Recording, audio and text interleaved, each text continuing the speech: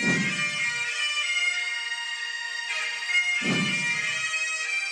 to that piece of lieutenant that's always on his podcast, bash us, him.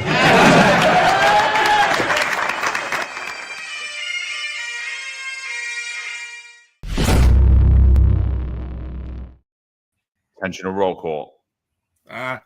Good morning, everybody. 8:05 live. Here we go. Eastern time, and of course, 5:05 Pacific time. Still dark outside, bright and early. Grab your coffee and donuts. Here we go. John, it's just another normal day in New York City. Every day in New York City at this point, you know what? If I was a mayoral candidate, and I'm talking about public safety and talking about integrity, what I want for my administration, you could literally just pull up every article every day, and there's something negative about this administration where the appearance of impropriety is there, and that could be your watch right there in competition with your challenges in this mayoral candidate race. Here we are, another day. Judge rules raids of hemp stores by New York City sheriff were improper. Are you surprised? We spoke about this already. No, I mean, we spoke about this, dude, already. I mean, you know, but you're right, dude. If I was running for mayor right now, I wouldn't even have a campaign. My campaign would be like, look, Eric Adams said this, Eric Adams did this, Eric Adams said that, and I would go on literally every issue. And then I would be like, all right, this is my platform. This is my platform when it relates to the open borders. This is my platform when it relates to crime. This is Eric Adams' platform. And I would show the 17 different things that he said he was going to do, and he never did any of them. And you know, and it's a horrible state of the city. I'm disgusted. I don't have to tell anybody on here. Like, you guys all know, I'm completely disgusted with New York City. I'm disgusted with New York City Council. I'm disgusted with the office of the mayor. I'm disgusted with the NYPD. I'm disgusted with the New York City Sheriff's Office. And I think that's a mutual feeling, regardless of where you stand on the political spectrum. I think we all have been coming together on this. That, like, yeah, no, New York City right now is a shit show that's completely failing on every angle, on every issue. We had Jim Walden on the other day for a meet and greet. Listen, it turns out that he has plenty of campaign funds to actually be a challenger and a major player in this race. And if I was Jim Walden or Curtis Sliwa or anybody else that's jumping in this race right now, my slogan would be, we follow the law. It's that simple. You want Eric Adams? You're going to have a corp counsel that spends millions of dollars, or you can have me. We follow the law, and you won't spend. I mean, this has to be. I haven't looked at the data, and I'm sure at some point we'll have an opportunity to start combing through that. But if we can make a comparison, I would assume, just based on what we know, that this corp counsel has spent far more than any other predecessor of an administration. I would assume. We have to take a look at it. Of course, I'm going to say, could be some crazy settlements in there. But just on observations, this corp counsel must be completely exhausted in funds in comparison to others. No, I think, first of all, it's not something that we could look at totally and give it a fair perspective until it's like 10 years have elapsed, But I think when you look at the amount of court cases that they're taking on, the amount of illegality that they're representing on behalf of New York City, I think, they're spending ginormous money to represent these cases. I think when we look in history, when we go down 10 years, because there have been some large settlements in New York City. But I think when you look back in 10 years and you look at Eric Adams' administration and you look at the lawsuits that came out and what they represented and then what New York City actually had to pay out on, it's going to be phenomenal, dude. It's just literally going to be, because let's face it, everyone likes to beat around the bush. No, everybody's a good guy. This guy's a great guy. New York City is a criminal enterprise right now. New York City is running a criminal enterprise right now. Just look at the settlement a year ago.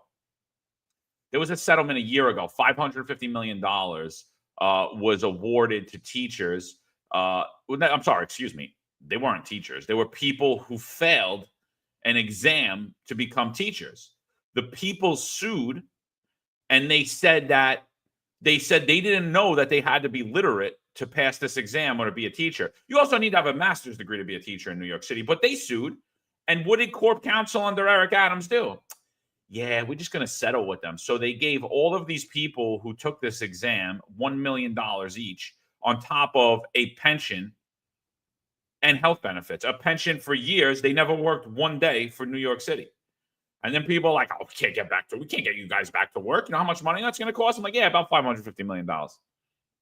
About $550 million that you gave to people that are illiterate, and you gave them a pension and health care, and they failed an exam. That's all they ever did. They didn't do anything. They never worked a day. They showed up at an exam, wherever it was, and they failed it, and they got a lawyer, and they sued, and they won. And it's like, so when we look back on history, Eric, I'm not betting against you, bro. I'm not right now. I'm betting with you. If it's a stock, I'm dumping a lot of money into it.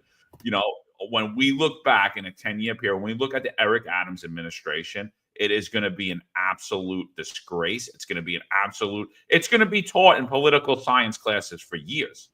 For years. What you do not do this. Do not. If you run imagine if Eric Adams ran a restaurant, dude. What do you think that restaurant would look like? Imagine Eric Adams was the general manager of a restaurant. You know what? I can imagine if he was the general manager and every chef was quitting because they were under investigation for stealing all the food. He would be like, listen, they got family matters to take care of.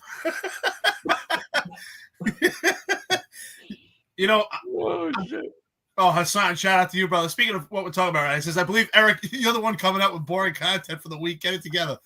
Nah, you guys make me laugh. Never run out of content, please. You can't run out of content, especially with this administration. 4 more years.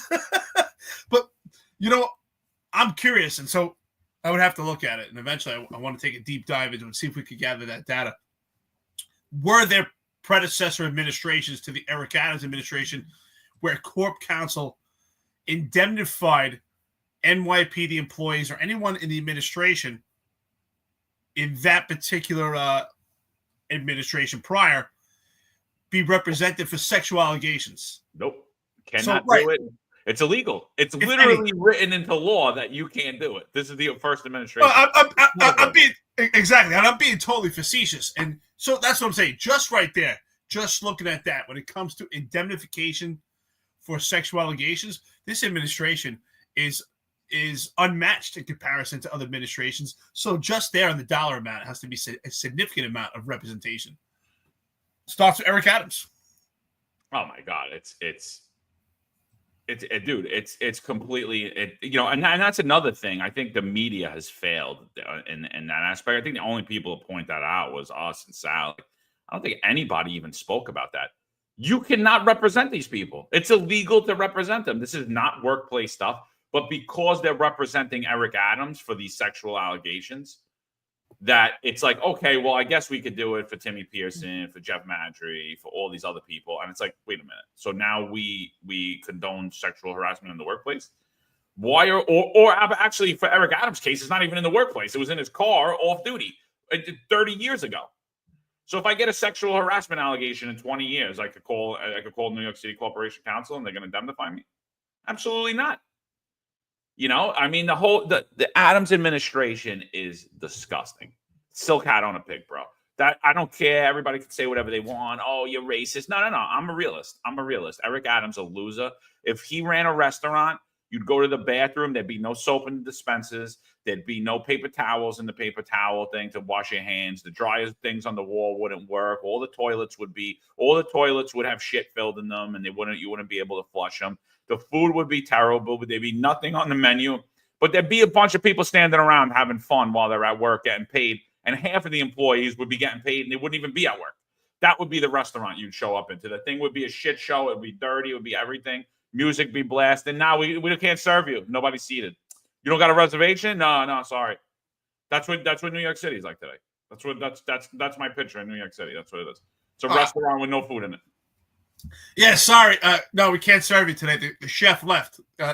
He just got indicted. We're gonna get another chef tomorrow, though. So we're just as good. General manager, though. I have no idea who he is, but he's gonna be working for me tomorrow. And then the general manager would go around the world and speak to other businesses and talk about this is his Joe moment, and he's leading. And this is what we did. This is who we are. Look at this restaurant. You know what we did? And it's like, no, I don't know, dude. You guys aren't making any money. No one goes to your restaurant. There's no food in the freezers. Nothing works. The lights are off. Sometimes your employees show up. The majority of the time, 90% of them don't. You have no cook. It's like sick, dude. Drone Ranger says they should bring in John Taffet to clean up City Hall. Oh, shout out. Look who's back. Juju, it looks like you had a little RDO yesterday, or maybe, I don't know if you had a meeting with the feds. Who knows? Juju, we were worried about you, bro. We were worried about you. We actually talked about you offline for once. I was like, what do you think happened to that kid? I actually missed Juju. Yeah, sick, dude. So, all right, so let's get into this a little bit. So, I mean, we did for those of you that haven't watched anything that we've did on the sheriff, I think we should bring some clips in first. I was going to bring the article up first, but so what happened is a judge in New York State rules that, real shocker. We're going to take this as a shock that what New York City sheriff was doing was improper, pushed the boundaries of the United States Constitution and completely overstepped his authority. I'm shocked by this. I can't believe it. We've told you this. I mean, I think since the inception of the program, it absolutely doesn't make sense. I think often in law enforcement, you are presented with a problem that you didn't create. I mean, that's probably all the time, right? You're presented with a problem that you didn't create that you have to solve, right? That's what we do in law enforcement. So City Council, Eric Adams, the state assembly, they create a huge problem for New York City. They legalized marijuana. The rollout of it was absolutely terrible. I was pretty honed in on the topic myself because I was curious how it will work. And when I looked at the law, I'm like, yeah, this is going to fail miserably. I tweeted at all of them, all the finance chair, the mayor. I'm like, you have zero controls in place. There's zero ability to regulate this. This is going to be a huge, utter failure. And sure as shit, almost immediately and weeks into it, it was a huge, utter failure. As they had people selling stuff all over the place. These pot shops were popping up everywhere. They weren't licensed. There's all rumors about who gets the licenses. Like, if you're friends with Eric Adams, like you get a license. If you're not, you don't. If you give an envelope, you get a license. If you don't, you don't. And so some people get 5 licenses. Most people, if you're an actual regular person who actually would probably be able to manage a business, you won't get any. They create this whole cannabis management thing through the state. Things a glaring failure. And then it goes back to the police department. Like, what are you going to do about it? So NYPD, I think in their smartest move is like, oh, this isn't us. This is kind of civil in nature. That's the sheriff. We don't deal with businesses, but we'll give you some guys to help. And now you have a mayor who was a cop at one point in his life, but he never actually took part in the core mission of policing. So he doesn't really understand law. He was a state senator. He sat down with a reporter when he was a state senator, and the reporter actually wrote how he was in shock how a state senator has zero knowledge of how actually a law is passed or an understanding of laws in this country. And that was Eric Adams. So then the people in New York thought it'd be a great job to elect him mayor in New York City. So we made him the mayor in New York City. He appoints his friend, Anthony Miranda, another rebel rouser, another activist cop who really never partook in the core mission of policing either, doesn't understand the law. And what they said is, oh yeah, we're just gonna basically, the laws don't matter. I'm the mayor. You just go in those businesses, you take that stuff and shut them down. And now all these lawsuits are happening, as they should. And what's funny about this particular one is this lawsuit isn't coming out from those that are having illegal marijuana shops. This is a lawsuit specifically for people with a license. So they're even violating the people that they gave licenses to. I think you just nailed it. And that's the key point to actually hone in on here. It's not just these illegal places. It's actually these legalized locations that they permitted themselves. So I think that's a great point to hone in. But what we see with this administration, I think, is it's great. If you was to say, let's do an experiment and see if local government actually plays a major factor in your lives, it could actually change the trajectory of a city. and the financial burden in a positive or negative manner when it comes to a government and administration, I think this is your quintessential case. You look at New York City, you're like, wow, in less than 4 years' time, we've turned this thing up on its head. So, you know what? You just took it off my tongue. I'm so glad that you just brought this up, because I was just about to say it. New York City Council has a major hand in this right now. They're the ones that are supposed to hold Sheriff Miranda accountable. They've had the opportunity, and Justin Brandon completely balked at it.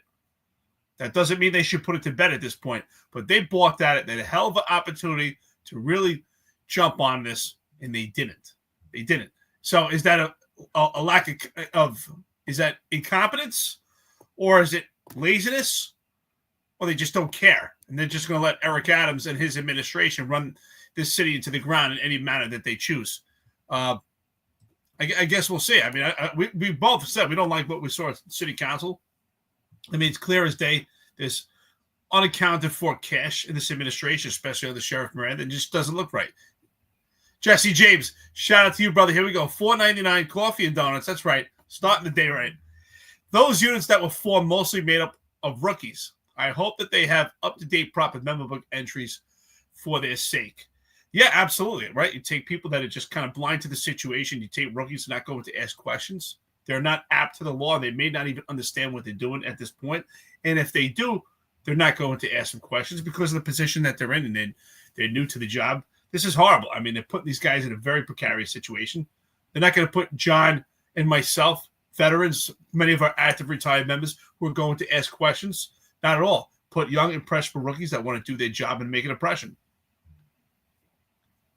Yeah, it's really a sad state of affairs. So we're gonna the video that we're gonna play is from a few months ago. This is at the height of the sheriff doing these raids, and everyone's saying, you know, they're hitting some locations, they're not hitting others, they're taking my product, they're taking our money, and we're not being given receipts for it. So this is at the height of this. So City Council doesn't call them in for that. City Council, this is a budget hearing for the sheriff's office. Do you need more money? Honestly, that's another. There should just be a class on the sheriff's office too. When we look at political corruption, when we look at law enforcement corruption, and this video should get its own day, its own exams, everything, because you got to go back and watch this city council hearing. It's unbelievable. It's unbelievable. So what happens at a budget hearing is an agency goes up to city council. Who you're looking at right now is Justin Brandon. He's the finance chair. I don't think he has a finance background at all. He was a failed rock and roller from Bay Ridge, turned atheist, turned punk rocker, turned anti-defund the police, and he gets put in charge of the finance chair. I don't know how. I don't know how playing rock in Bay Ridge and being a failure puts you en route to be in charge of the finances of New York City, billions of dollars in budget. But so these agencies go in front of New York City Council, and they basically go over their budget. This is what we spent this year. This is what we need. This is our needs. We're looking for more money. When you just look at that aspect, before we even get into what has the huge appearance of blatant corruption, when you just look at this, you see an agency, and Miranda's not really up there asking for anything. He doesn't even know what they need. And I'm like, wait, this guy, who put this guy in charge? Oh, that's right. Eric Adams put this guy in charge, because people are very confused about the New York City sheriff. And I think that's something that we should get into prior to even bringing this up. I know New York City residents and you guys and that are cops and sheriffs know the difference about the New York City sheriff. But Eric, I think before we even play this video, could you just walk us through the main difference between the New York City sheriff and a constitutionally elected sheriff across America? I think that's a great point, right? Active retired members really have a great understanding of how New York City politics works in comparison to other counties of this country. I think that's a great point, right? So for the majority of this country, if you live in a county, or if you're in Louisiana, they could refer to counties as parishes, right? They use the French term. When you live in a county, it's different governments, right? And it's cities that are incorporated into a county. And those cities could, have a collaborative effort to actually have an elected official who is the sheriff, and they're appointed by the people.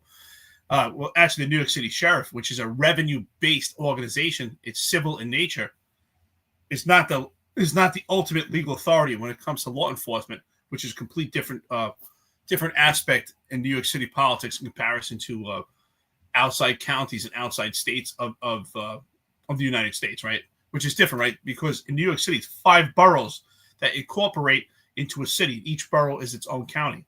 So we don't have an elected official by the people.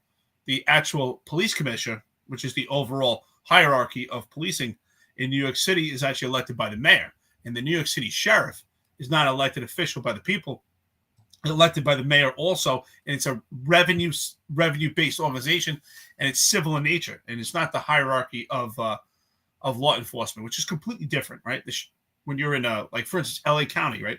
Numerous cities incorporate Los Angeles County, right? It's a large county of different cities, right? LA, the city itself.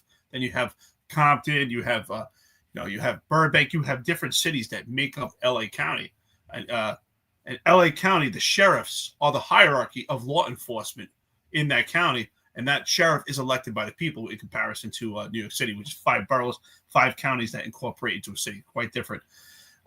Again, so I think with that, we see it's much different, and it does, I think, creates an even more of a pathway for corruption. We're seeing it play out when we have the wrong people in this administration, because Eric Adams, ultimately, he says he's going to reign, which means he's going to be a king, and he does have the opportunity to sort of be a king in New York City, because he appoints the police commissioner for the NYPD, which has the hierarchy of law enforcement, and he appoints the sheriff, which is civil in nature and does search warrants, it does possessions, and it does possessing vehicles and repossessions, also summons based.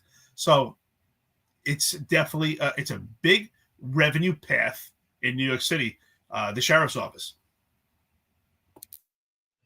Yeah, exactly. Yeah, it's civil in nature as opposed to the NYPD and law enforcement. All right, so this is Miranda right now, and so now, Eric Adams and Anthony Miranda have been touting that they seized hundreds of millions of dollars in illegal marijuana, which I still till today am confused about, and I don't believe that Eric Adams or Anthony Miranda could tell me what illegal marijuana is, considering they were both cheering that they legalized it. So it's a really a hard concept to grasp. If you legalize a product, it can't then be illegal. And how do you regulate it when you have no rules and regulations in place? So what they decided to do is, hey, we'll just be, stormtroopers and smash into your businesses, take your money and product. And what they did is they used a lot of social media influencers, one who was actually selling marijuana, whose product was confiscated from him, and he's actually suing the NYPD in New York City over it. So they used him to come in and document a lot of these raids that they were doing. And in these raids, Eric and myself walked through one of the raids on this podcast, and we showed, we're like, hey, listen, they're not properly cataloging everything that's going on. This is more of this media perception campaign, and it doesn't look right. Like, none of this looks right. But in those raids, you saw clear as day marijuana being confiscated and cash being confiscated, and they bragged about it. And so Justin Brannon is kind of just asking, I think he basically stumbles onto this. And I think if he knew what those answers were going to be, he would have never asked the question. I don't think that Justin Brannon is a competent person. I don't think that he is apt to fight corruption. I think he's apt to let corruption flourish. And I'm saying that because of all the illegality we're seeing, and they've done nothing to hold this mayor, the NYPD, or New York City Sheriff's Office accountable. So I truly believe that Brannon's just asking run-of-the-mill questions because he thinks, yeah, this idiot's not going to say anything. He's just going to tell me what's happening in his agency. But listen to what happens on these basic questions when he asks them. So it's a little bit of me and Eric talking, but it's going to be a lot of Justin Brannon and Miranda. Justin Brannon's going to ask Miranda about how much money has been seized by the sheriff's office, and he has no idea. Nor does he know if there was ever any money seized from one of these raids. Apparently, the New York City Police Department is responsible to do all the vouchering. Now, I don't necessarily believe that. If that is true and that is the case, it's still your office had conducted the raid. Your office is overseeing it. So you would still be responsible to work in conjunction because you have members of the New York City Police Department working with you. You should still know how many raids you've conducted, how much cash has been seized from businesses. The other thing I want you to take note of is Justin Brannon's asking him where his forfeiture money goes, right? What account is for his forfeiture money? And he doesn't know. He has no idea. And then Justin Brannon tells him how much money he has in his forfeiture account and how much money has been put in the forfeiture account from 2023 when he was the sheriff. And he doesn't know. So right there, I'm looking at this and I'm saying, wow, this guy has no idea how much money the sheriff's office has seized last year. And he doesn't even know where it goes. So can he be trusted? Can the integrity of this cash be trusted? I don't think so, because he doesn't even have any records of it. So here we go. You're going to listen to the illustrious sheriff in New York City right now. Sheriff does not seize cash from any of the locations. NYPD seizes cash for safekeeping and investigative review when necessary.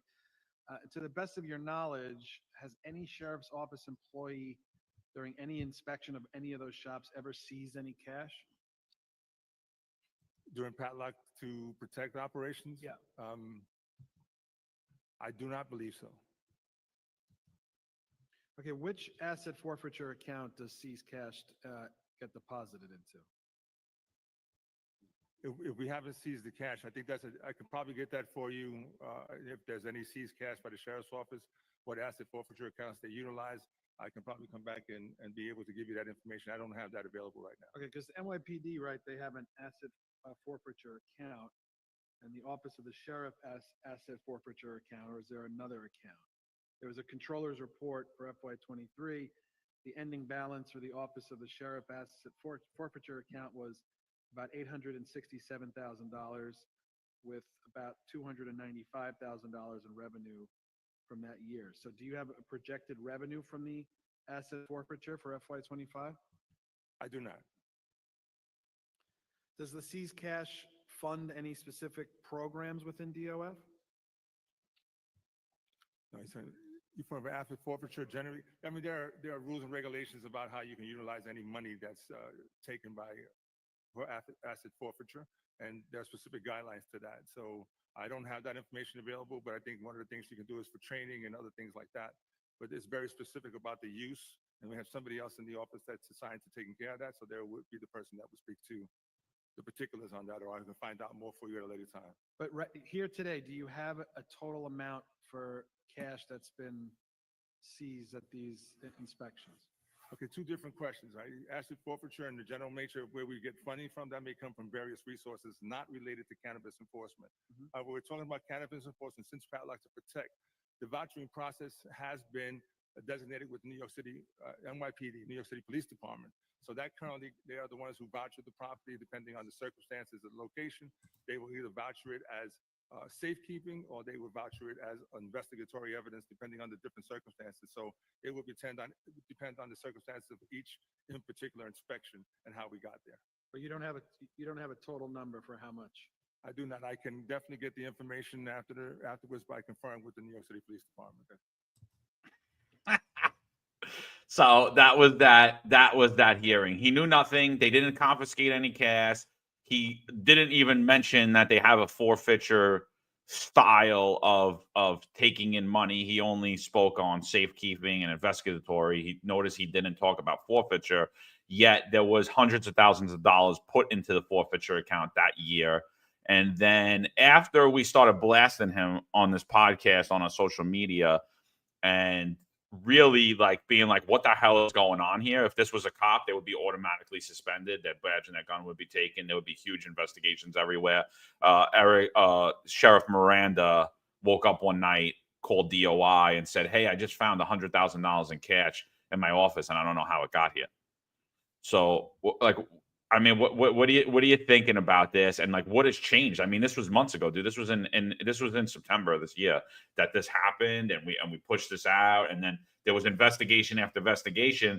But from then till now, there's just been more of the same. They're going in, they're raiding businesses, they're just basically acting as if it doesn't matter. The laws don't apply.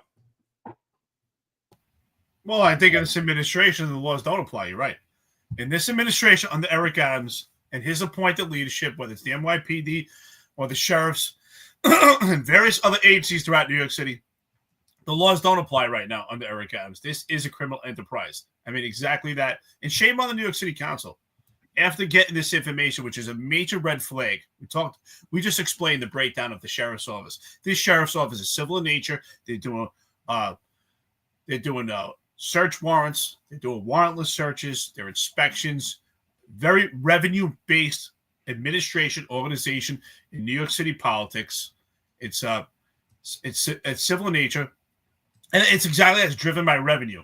It is driven by revenue under the rule of law, and he can't account for assets that were forfeited and the chain of custody and what bank they utilized. This is a major red flag. And I would like to give Justin Brannon the benefit of the doubt. Maybe he was just sitting there just a complete shock and had no idea like something like this would actually come up. But I don't know how you can be shocked in the Eric Adams administration. And the fact that the New York City Council has not had successive hearings in regards to this to determine what's going on with your civil in nature, revenue-based organization as the sheriffs to figure out what's going on there. That should have been automatic response that, yes, we do seize funds. I mean, what are you doing when you go to these locations and you do these warrantless searches? I'm sure that there's money being seized because that money is the benefits of that money received is the benefit of an illegal operation.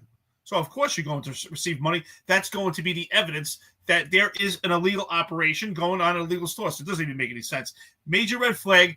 For that hearing, I would say I'll give Justin Brannon the benefit of the doubt that he was just a complete shock. But where was the follow-up on this? And they're continuing to run this operation as if not only there is no rule of law, but they're above the law. Shout out to VSS Ventura's Coffee and Donuts. Here we go. $10. Thank you, brother. Always putting his hand in his pocket. I really appreciate it. The sheriff's office of New York City is run by more fools just like the Adams administration. Horsehead Miranda is a dunce. And these other goofs have zero clue and no idea how to achieve anything of substance or value. Sure. By the way, yeah, thank you for kicking off Benito because he's definitely disrupting the channel via saying some crazy stuff. So we're sorry about that. I apologize if I got to kick him out totally. He just keeps going. Benito, you're out. You're losing it. Benito's got to go. Listen, I sorry if Benito's disrupting the chat here, but the bottom line is this: it's civil in nature and revenue based, and New York City Council has completely slept on this issue. If anything, this should be at the top of the list right now. We're talking about integrity and credibility when it comes to assets. And I mean, he asked the right question. The chain of custody of these assets and what bank are you utilizing? It's such a simple question, and yet Sheriff Miranda can't answer that question. That should have been a major red flag. Like, oh my God, what's going on here? But we didn't see it. We see that they balked at the question. Yeah, I mean, absolutely terrible. I just think I agree with you. Like, you know, maybe you're caught off guard, but like, where were the checks and balances afterwards? I mean, literally, there should have been a seize order, and we said originally like these raids should be stopped. Obviously, there's no accounting procedures. There's no accounting procedures on how we're taking in the money. He's unaware of anything. The guy's completely incompetent. He's not fulfilling his job. And that ultimately falls on Eric Adams.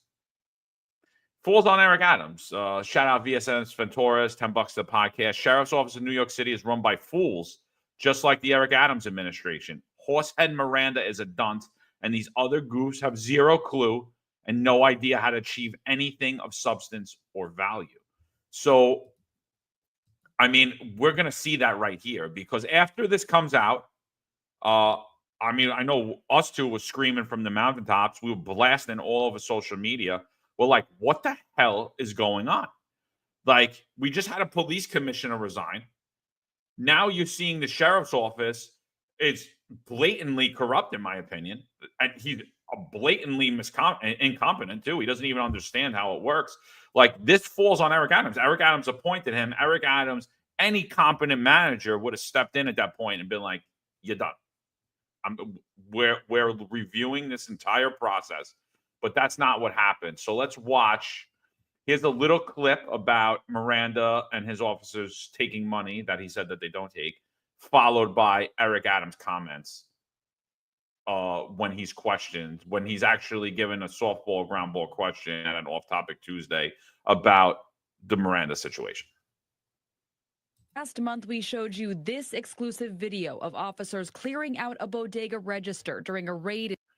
But they didn't take any money, though. They didn't take any money, though. In search of unlicensed cannabis. The store owner told us officers never gave him a voucher for how much money was seized. His team with NYPD, they have handled over $78 million in illegal cannabis. I got a lot of confidence in it. Last month, we showed. So they're taking stuff, they're taking money, they're taking product. They're taking money, they're taking product, but he's got and they're not giving anybody receipts for it. He doesn't know how much money they took. He says they didn't take any product. He doesn't know how many arrests they made, how many summonses they made, how many NYPD's officers are assigned to him. But Eric Adams, I got a lot of confidence in him. You got a lot of confidence in Eric? Because I'll tell you right now, I don't have a lot of confidence in Eric Adams. I sure as shit don't have a lot of confidence in Anthony Miranda. At the onset of these warrantless searches, I said to myself, why conduct these inspections in that manner when you know it's going to be a red flag, right? Because policing 101, right? And Sheriff Miranda was a sergeant in the police department, is warrantless searches. I think that's one of the first things you learn in the police academy. Am I right, John? Hot pursuit, maybe search incidental to lawful arrest, evidence searches, right? These are warrantless searches that are actually permitted under Supreme Court case law. So anybody that's active, retired, you're a member of law enforcement throughout this country, you understand those things. That's policing 101. You learn that right away in the police academy, is when you can conduct warrantless searches in a home and in a car. I think that's policing 101. You learn that right away. So I said to myself, why would they do warrantless searches, knowing that that's a red flag, that would come up, right? You're violating the Fourth Amendment. You're violating business law. It occurred to me it's exactly that, because when you actually get a search warrant and you get a voucher, and when you voucher all those items in a search warrant, John, if you remember, I'm sure you do, what has to be done immediately after an arrest and with that search warrant, immediately, usually the following day, you'll report back to the judge with your vouchers and show the judge what was seized in regards to that search warrant, right? So what are you really showing him? You're showing him the money. You're showing him the voucher that you put in the bank. Exactly. It's not like you're coming up with the. It's not like you're coming up with the like, you know, oh, here's all the cash we took, Judge. It's not that. You're coming with a piece of paper that says I deposited it in here. And Eric, you've done search warrants. Just before you go further, when you seize cash, whatever it's for, safekeeping, investigatory, forfeiture, what are you doing with that money immediately? Immediately, it goes to the bank. Immediately, it goes to the bank. Right? And you know it's safe in the office, right? It's gonna sit in my office. Imagine. You would get rid of that money as soon as possible. I remember that. And John, you know it, right? Especially you're out there, you're making an arrest. That's one thing everybody wants to do, is get the money vouched and get that money out of there, right? You don't want the money sitting around for any appearance of impropriety. As soon as you get money in regards to a search warrant, you vouch that money immediately, get that documented in your book, in the command log, and get it to the bank, get it out of there, have your receipt. You wanted it in your hands and out of your hands as soon as possible. So to me, That's the red flag right there. And right away, you go to the judge. Exactly that. Here's my voucher showing all the contents that were removed from this location in regards to search warrant that matches the items that I was actually permitted to obtain in regards to search warrant. And here's the funds that were seized. And it was vouchered and it went to this bank. That's policing 101. So Ad Scores says, do they have the same procedure for vouchers that the NYPD has? They should. I mean, this isn't something that like the NYPD didn't invent this overnight. I mean, this has been honed in, or vouchering procedure has been honed in over 100 years. So, I mean, like, this is not anything new. Like every law enforcement agency, Port Authority, MTA, they use the same vouchering system that the NYPD does. I'm sure so does the sheriff's office. And he pointed the fingers at the NYPD, which I thought was really, that's another failure in leadership. That's like Jeff Madry saying, oh, I'm in charge of all these people, but I don't know what's going on in my own office. It was one of those things. He's like, well, the NYPD. It's like, okay, but the NYPD was assigned to the New York City Sheriff's Office. So even if the NYPD did take that money and that was their responsibility, which I think is a complete, utter lie, and I believe he lied on the stand at that point. I don't believe those officers, the NYPD officers, vouchered the money at all. But if they did, still shouldn't he know? I mean, that's ultimately his responsibility. His responsibility isn't barging through the door. His responsibility is to understand the missionings happen, what's happening, what businesses they're going after, what businesses aren't operating legally, and then accounting for it. He should know in his head, like a computer. I mean, if I put Eric in charge of that, or you put me in charge of that, I mean, I'd be able to spit the numbers to you in a second. We closed down 60 businesses. We found 60. We had X amount of dollars out of there. Roughly about this much in product was taken. He didn't know any of it. He was completely incompetent. He didn't even know how the procedure worked. He was like, and then Justin Brennan was asking him about forfeiture, and he's like, there's rules around it. Okay, what specific rules are around it? Like, what do you think the rules around forfeiture are? Like, how does it work? I don't know. I'm just a sheriff. My boy Eric just gave me the job. I don't know. That's what I saw. And immediately we were calling for a stop to Operation Padlock immediately. It must be stopped immediately. There must be proper investigation done, and there wasn't. And now the ramifications of that are going to be hundreds of millions of dollars are going to get paid out to these businesses. That, by the way, the businesses we're going to talk about when we go through this article, I want you to keep this in your head. These are not the businesses that were acting what Eric Adams has deemed illegally. These are not those businesses. These are the businesses with the licenses, and listen to what they're even saying. In regards to that question by Ad Scores, let's play devil's advocate, because I wasn't a New York City sheriff, so I don't know their administrative procedures. But let's play devil's advocate and say there is a different vouchering system. If there is, like, how much different could it really be? Because to me, vouchering is just a fancy term for just, recovering property. It's just a fancy term for actually recovering money or recovering any property. If we recover money, or we recover drugs, or we recover illegal contraband, we put it in a bag. It gets stored somewhere. We document the chain of custody, which just means who actually had it in their hands, the time that it was obtained, and where it's stored. I can't see how much different it would be. The only difference is when it comes to money, is it's stored in a bank. It's not going to be stored in your office. So the fact that you found $100,000 is a huge red flag. And the bottom line is this, right, John? There shouldn't be any money in your office. It should be zero. The only money should be in your office is $5 that fell out of your wallet. That's about it. But the fact that you're finding money, that's a major red flag. There shouldn't be any money in your office. I'm pretty sure, John, when you had a crime team, because I know the same thing for me, if you went in your office one day and you saw money in a bag and it was there for 2 weeks, and you're like, where's this? What's this money? Oh, we took this out of a house 2 weeks ago. You're like, what? Why? you would go nuts. Why is this money here? This money should not be here. What do you mean this money's here? It should have been vouched 5 minutes after we came back from that location and should have been out of my office.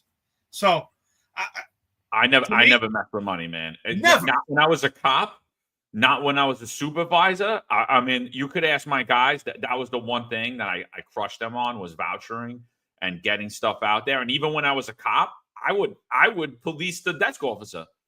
I would immediately, because when you're vouchering, you take the money, you put it in the system. The NYPD system got very good while me and Eric were active. Originally, we were typing on typewriters for a while, for a few years, more than a few years, and then they updated it into like, they went online with the system, and it was finicky at first, but they really worked it out. And I think that the vouchering system got really good. But what you would do, regardless if you want a typewriter or what you would do online, is you would voucher it into the NYPD safe, and that's just a little safe behind the desk, and everything was timestamped.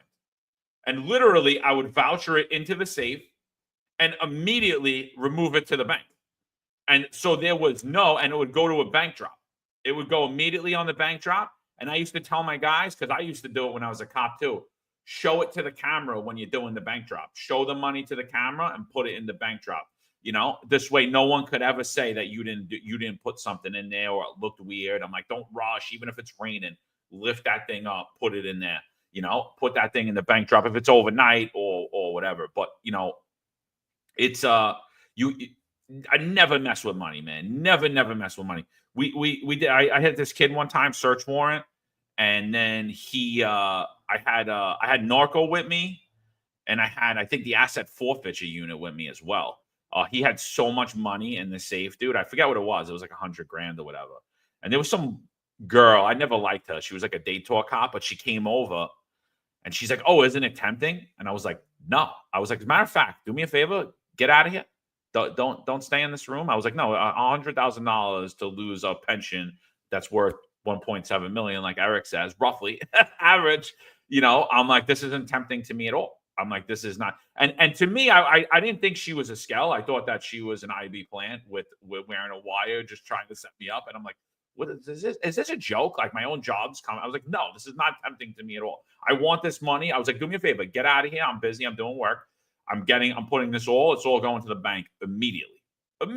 Everything I had. And I had tons of weed. And I was like, oh my God, disaster. But like, I never messed with money. The fact that he doesn't know what's going on, the fact that, I don't know, the ghost of Christmas past comes to him and he wakes up in the middle of the night one night in his office and finds $100,000 in cash. Immediate. I'm the mayor of New York City. I'm taking his badge and his gun right there. He's suspended.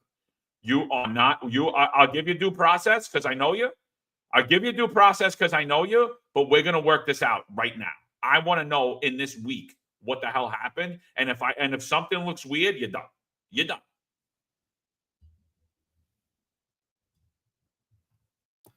You got to laugh at this administration. Oh, by the way, I forgot to read this out. I'm not sure if you read that earlier. Tom said Benito was looking to fight.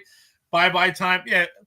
Benito's I'm going to kick him out totally. Benito, you got to be done, dude. Benito's got to go. No doubt about it. And Tom, thank you for the coffee donuts, brother. We appreciate it. I'll take coffee with cream. Thank you so much. Well, the way this is going, we need coffee with a little Bailey's pretty soon. So, yeah, John, listen, the bottom line is I think we identified numerous times that the appearance is there that why this is not getting completely probed is insane to me. We see it with New York City Council when it comes to funds. We actually, we spoke about it when they're actually destroying property that's removed from a warrantless search. There's so many improprieties going on with these searches, major red flags, and they just continued business as usual, didn't stop with these warrantless searches.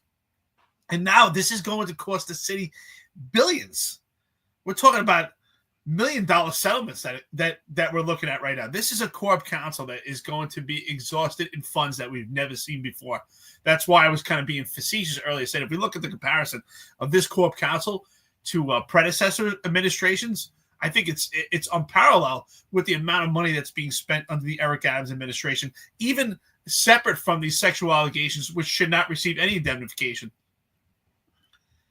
But again, this is what happens when you put your buddies in charge of the city and you put your buddies in place and nepotism equates to corruption. This is You're seeing it right now. If you said, you know what, I'd like to do an experiment. I want to, you know, if I grew up and I became the president of the United States and I just put all my dumb buddies in charge, what would happen? Oh, this is what would happen. The Eric Adams administration. Crumbs. Yeah, you open the restaurant, you put Anthony Miranda in charge. Anthony Miranda's job is to take the money that you make in the restaurant and bring it to the bank. And then when you ask him, hey, how much money have we dropped off this month? Nah, I don't drop money off the bank. No, I don't do that. It's like, no, that's your job though. That's what you do. No, we don't do that. It's like, all right, yeah, I think you got a little problem. So you know what we do? We keep him in place. That's what Eric Adams does. Yeah, look at it. He's great. I got full confidence in him. I'm fully confident. I'm fully confident that a lot of people are going to end up in jail, disgraced. I'm fully confident that, and what you're saying, Eric, there's going to be that what's going to stem from this. Let's get into this article. So this article comes out by the Times Union. Judge rules raids of hemp stores by New York City sheriff and state officials were improper. I got to be honest. This comes out from Brendan J. Lyons, the managing editor. This came out yesterday. I think that title's even soft. They're more than improper. They're unconstitutional. It's completely wrong. We swear an oath as law enforcement officers for a reason, because and part of that oath is we're saying we understand the law. We're going to respect the law. We're not going to overstep those boundaries. I'm not going to just because the neighborhood's complaining about your store. I'm not just going to come in there and rip your store apart like I'm a Nazi stormtrooper and say, oh, look, I found there's dust in somewhere here, and we're going to. It's not how life works. It's not how America works. I mean, we don't live in a communist nation. I mean, I don't live in a communist nation anymore. For years, I did. It was called. I lived in a communist city. It was called New York City. And I had all these bad things. But this is exactly how New York City has dwelled into. And honestly, anybody that took part in these raids, I really don't feel bad for you going forward in your career and all of the heartache and headaches you're going to have going forward. You should have been a lot smarter than that. And I don't care if you were a rookie. I don't care if it was day one. You should have known something was wrong here. You should have known what you're doing. This doesn't pass the smell test of being American. This doesn't sound right. We're just bursting into stores, throwing people in handcuffs if they ask us one question and raiding their whole stuff, taking it, and we're not vouchering anything. So it really, to me, I don't feel bad for anybody involved in this. I just don't. So decision prohibits the New York City sheriff from raiding licensed hemp stores and orders state regulators to no longer enter those premises armed or with police. I got to say right now, it sounds like something that, I backed the blue. This is dangerous. No, I'm going to say this is civil in nature. Eric, you go in stores every day. Do you need an armed guard to go into a store? I don't. No, absolutely not. I thought the same thing as you. It's completely civil in nature. Not at all. You don't need an armed guard in these stores. No, not at all. And going back to what you said, I just want to reiterate that when you're in the police academy, especially for the NYPD, I can't speak for police academies in the rest of the country, but I would be pretty confident it's probably the same thing. And it kind of makes sense, right? You learn about warrantless searches. That's like one of the first things you learn, especially when it comes to Supreme Court cases. When you think about it, it actually makes sense because you're constantly going into someone else's residence. It could be domestic, a noise complaint. You're going into someone's residence, and you can't just start opening up drawers and looking into someone's items because you do not have a permission to do warrantless searches, right? Because if that's the case, we could just walk into people's houses, open up drawers, and just start taking items, including money. Absolutely not. Just completely violates Supreme Court case law. And what is Supreme Court case law falls under the Constitution. I agree with you. This title is completely off base and completely misses the mark. To say it's improper, to me, kind of insinuates that there was an action with an error. This is not an action with an error. This is actually violating the law. That's what this should say. This should say that these warrantless searches violate the law. These warrantless searches violate the law under the U.S. Constitution. Yeah, so let's get into this. So Albany, state cannabis regulators overstepped their authority and constitutional rights of licensed hemp stores, which sends validity to what you just said, right? It verifies everything you just said. Unconstitutional, violates the law. When they used heavy-handed tactics to conduct warrantless raids of shops, according to a court ruling issued on Monday.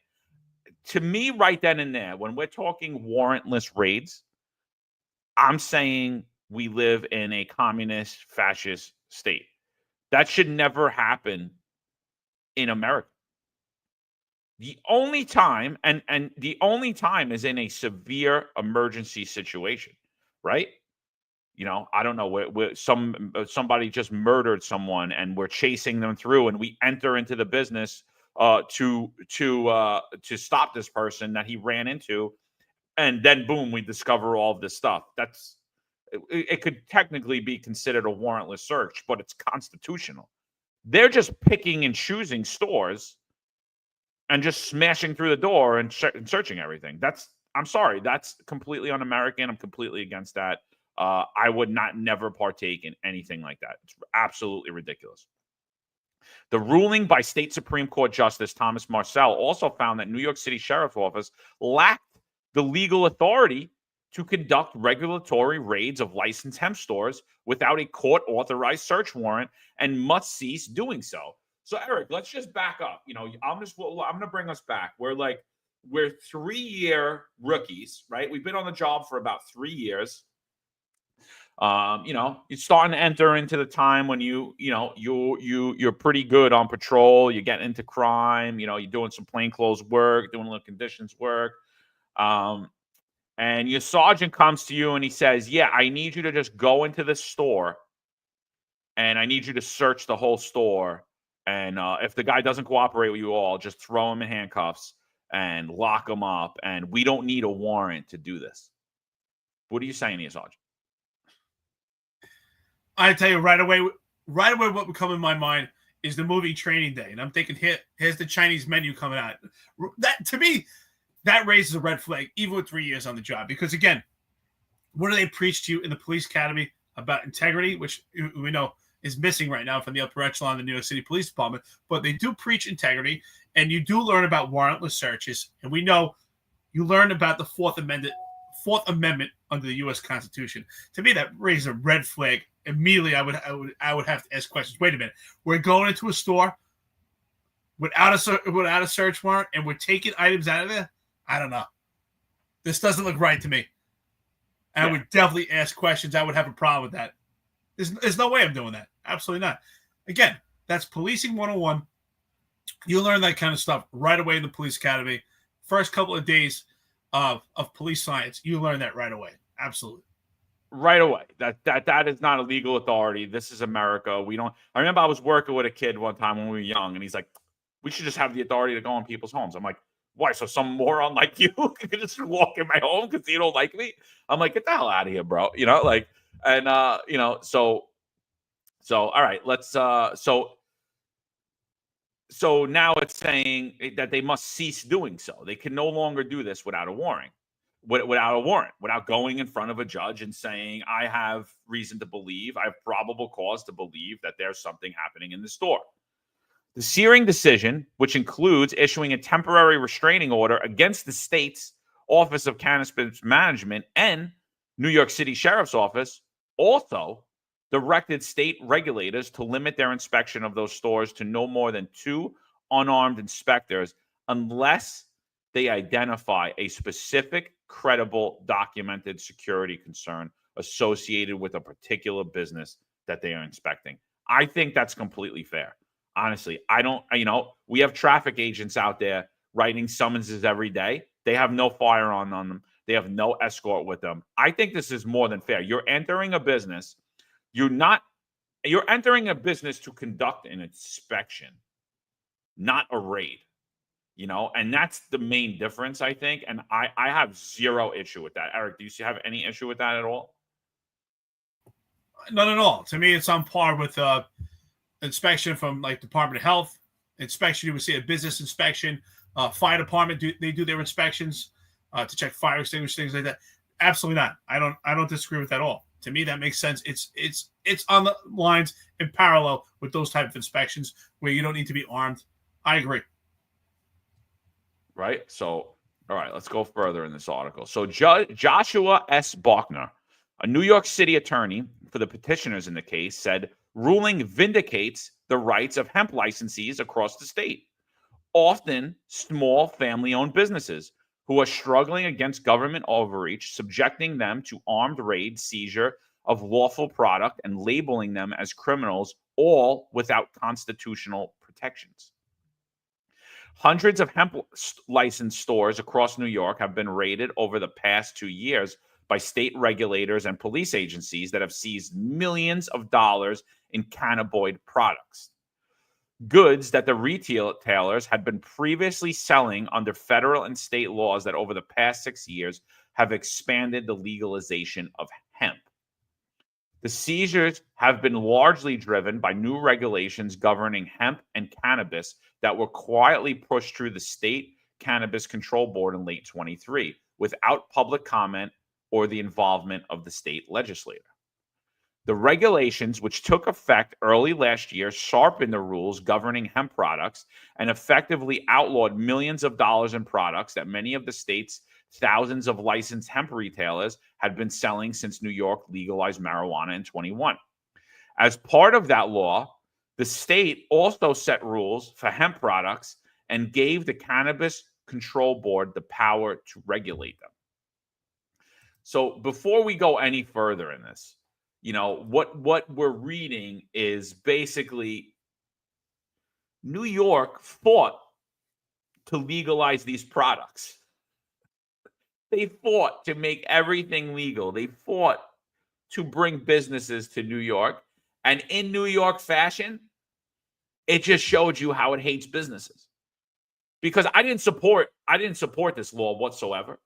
I was like, no, I don't agree with this. It's not regulated. I don't believe you're regulated enough. I believe alcohol is more heavily regulated than marijuana is.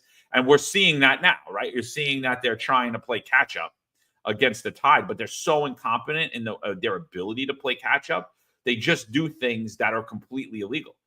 And so what New York is doing is treating hemp and cannabis shops like they treat every other business. Like, we don't really want you here. We're going to tax the hell out of you. We're going to make your business completely unprofitable. Oh, and by the way, we're going to treat you like criminals that and violate your all your constitutional rights and your constitutional protections. And that's what the sheriff office, in conjunction with the NYPD, have been doing. And thankfully, they've been doing it to people who have a license to sell a legal product, and they do it to people who don't have a license to sell a legal product that they made legal. And so to me, I'm sitting here and I'm saying, if I'm opening up a retail store in New York City, I'm going to say right now, I don't think that I'm going to be like, you know what? I don't think this is a viable place to operate our business because it's not a business-friendly environment. And just look at this. Hey, I wasn't for cannabis, but they legalized it. And then you legalize it, and now you're just absolutely destroying these people's livelihoods and peppering them with a criminal record, when really most of these people are operating delis, and this is just products they added that New York legalized. And now you're coming after them, changing laws overnight, not telling anybody about it, and then it's destroying people. I take the Constitution very seriously. I know you do. And as law enforcement officials, as officers, as retired members, we take the Constitution very seriously, and everyone should. And Stephen S. lays it out here, right? Because we don't want a communist regime, right? And that's why we have specific Supreme Court case laws that actually allow us to intervene and kind of interject in the U.S. Constitution under certain circumstances. Stephen S., you laid it out right here. I think the only two you're missing right now, I'm looking at it, is hot pursuit and plain view. But other than that, you need a search warrant under the U.S. Constitution, because we do not want a communist regime. So Stephen S. lays it out right here, right? When you're under the U.S. Constitution and under someone's Fourth Amendment, whether it's personal or actual business, to actually retrieve items, you need a search warrant. And that would be ordered by a judge. And without that, now here's the time that you can actually retrieve property without that search warrant. Probable cause is very easy to understand, right? Reasonable cause to believe a crime is committed. Instant to arrest, right? If you make an arrest for someone, all their contents are search incidental to a lawful arrest, consensual, someone agrees to it, right?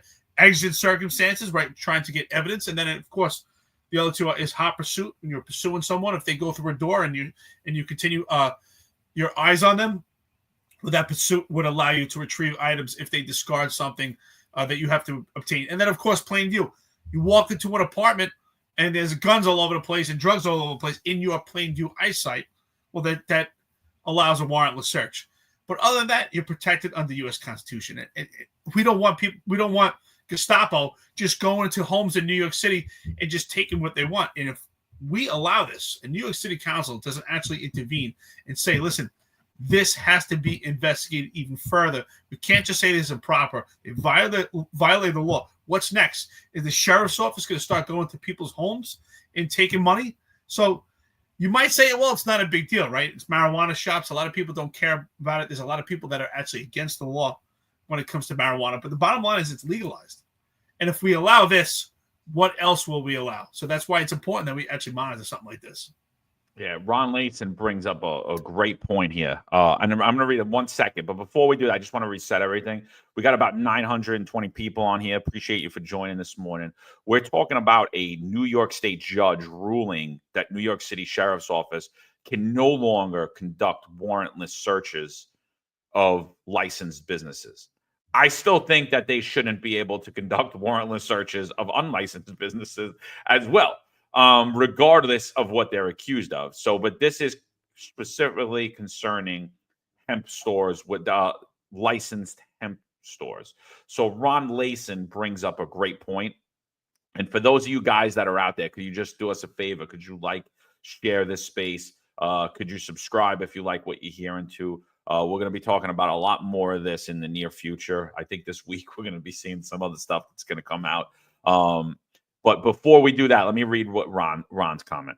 He says, remember, they, meaning the New York City Sheriff's Office in conjunction with the NYPD, had the authority to do administrative inspections.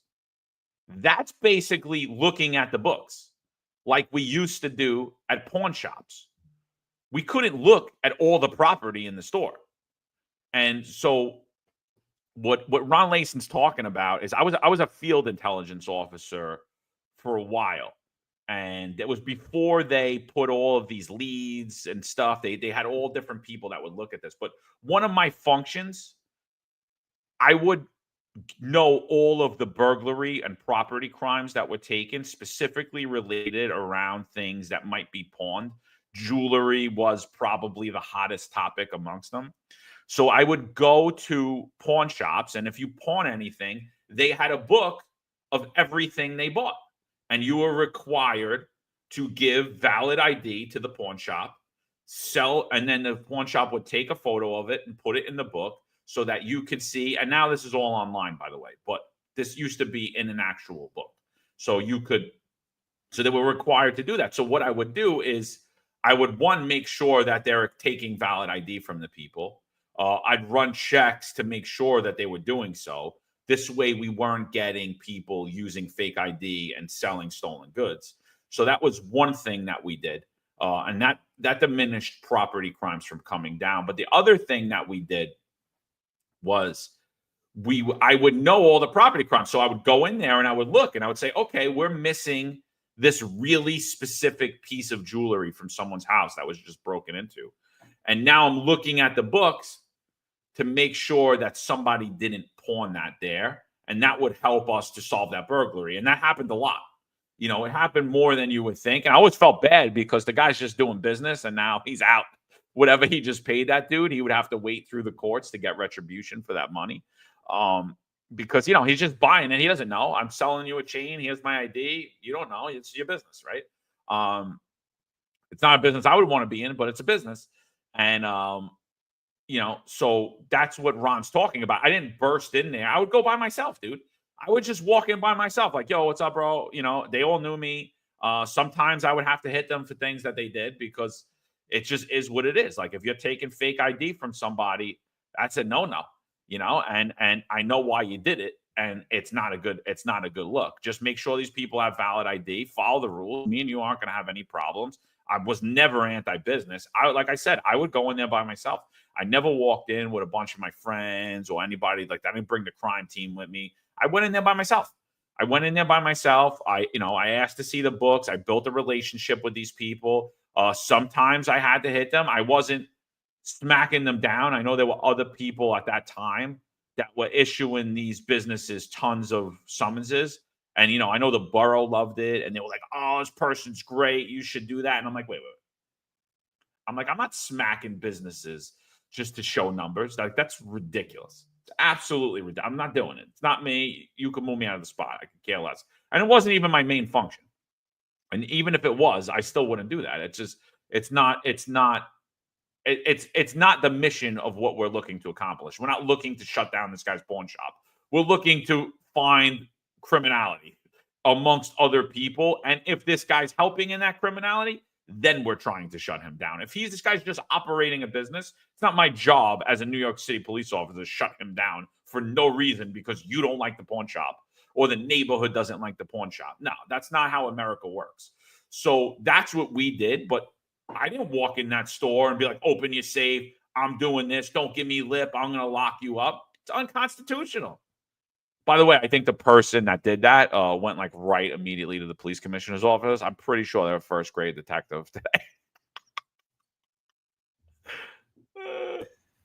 Seems like a good reason to get promoted. Yeah, absolutely. Yeah. Ron Layson definitely hits the mark. I know Ron, we always joke around about disagreeing and agreeing. So you nailed it right here. I agree with you. Absolutely. This is a great parallel. This is a great comparison to, we all use it, right? When you talk about going online, leads online was a great program to actually be able to investigate these burglaries. Same thing. I always took, same thing, even for burglaries, for robberies. I always took it to account. John, I agree with you. When we were investigating robberies and stuff like that, especially robbery patterns, doing anti-crime and stuff like that, you always look at the property on these complaint reports and try to find any distinctive items. And that was a key factor, is going to these pawn shops and see if you can find these items or those depictive items on those type of jewelry. And I think it's a great program. It's a great program, right? If someone pawns an item, they have to show their ID. For that reason, it allows the police department to investigate stuff. But the same thing, you're not going inside that pawn shop and ripping their drawers apart. You're absolutely right? If we don't trust this pawn shop is actually documenting and getting ID, if we get a confidential informant who says, listen, they're just taking property right now, they have stolen property and they never ID'd it, well, then we would get a search warrant based on that. We wouldn't do a warrantless search, and that even that is the reasonable suspicion that a crime is committed at that location. So the bottom line is we have to follow the U.S. Constitution, and the New York City Sheriff's Office, just because they're revenue-based and civil in nature, they have to follow the rule of law also. Yeah. So Real Maldi 5D channel says, till this day, there are still no procedures at the sheriff's office regarding seizing items. I mean, I don't like it's laughable because it's so highly corrupted. It's so highly incompetent that it's corrupted. It's so like it's so neglectful that it's corruption. It should be completely illegal. So there's no step. So again, and it just shows that city council is completely inept. And honestly, it doesn't matter. Like they're the guy in casino. They're that same guy. The jackpot got hit 1 million times. They didn't catch it. Like you didn't see what was going on. You didn't see the scam. You didn't ask for the sheriff's office to come up with a procedure. I mean, this isn't hard. I mean, he could have just went to anybody in the NYPD and said, "Hey, what's your procedure regarding seizing items?" Okay, yeah, give me that. I'm gonna put the sheriff's logo on it. Thank you. Here you go. Well, this is not hard. Like this John, that's what I'm saying, man. This is not hard stuff, bro. I could grab a kid out of the academy right now, like, hey, we want to create a procedure. Could you create it? I know exactly what he's gonna do. He's gonna look at the patrol guide and say, "Yeah, here you go," and give it to me. This is not hard stuff, man. If you want, I can pop it into AI for you. You know, Miranda needs to go, dude. If this is legit right now, that there's no procedure regarding seizing items, and this guy is still here, this This alone should be Eric Adams' undoing. This alone. Forget about the 50 other things that he's got going on. This is disgusting. Do you think? And so this is why I kind of question. Do you think it's possible when it comes to Justin Brannan and the rest of the New York City Council that it's just complete incompetence? Because let's reverse the roles. Let's just imagine that Sheriff Miranda, we replace him with Jeffrey Madry, former chief of department, or John Cho, and anyone in the position of chief of department, and they're testifying to New York City Council about their role in warrantless searches. And let's pretend that these operations are not being conducted by the sheriff's office and completely conducted by the NYPD. And the chief of department, rhetorically speaking, I don't want someone to say, oh, this is what we said. Rhetorically speaking, let's say the chief of department says we conducted 50 searches at 50 legal shops. And, I can't tell you what bank we brought it to. I don't know the operations. I don't know the procedure. Does that change now because it's the NYPD?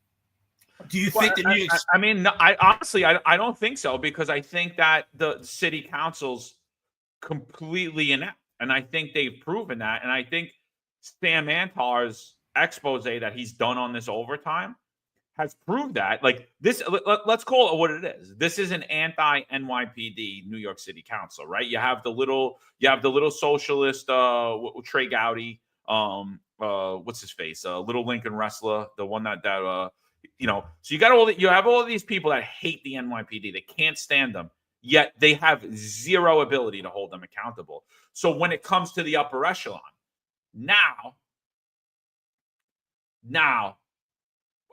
we're talking about high-level mayoral appointed figures that are in the political game. Let's change that a little bit. I'll change that a little bit, Eric. You're a sergeant, and these allegations come to your commanding officer. They go to IAB. They go to CCRB. You're immediately going to be stripped of your badge and a gun, along with your entire team, and there will be an investigation ensued immediately. But should it have happened to the NYPD? Absolutely. Should it happen to New York City Sheriff's Office and everyone involved in this until the truth comes out? Absolutely. 100%.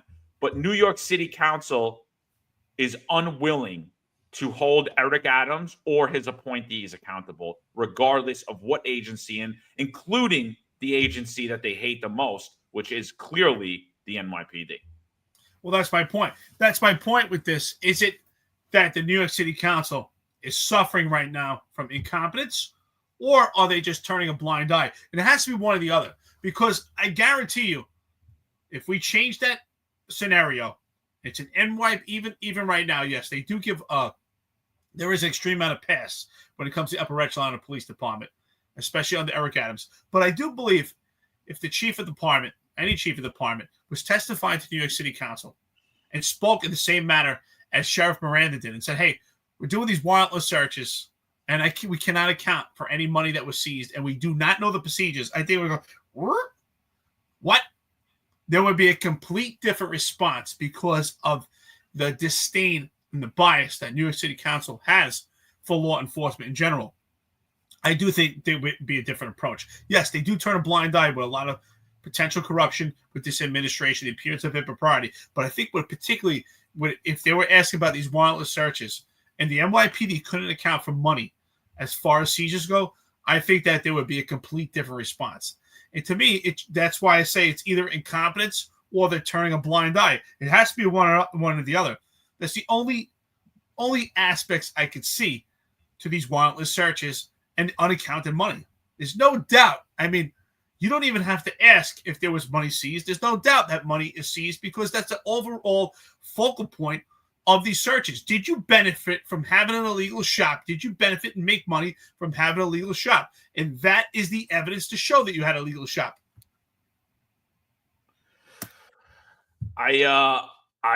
Dude.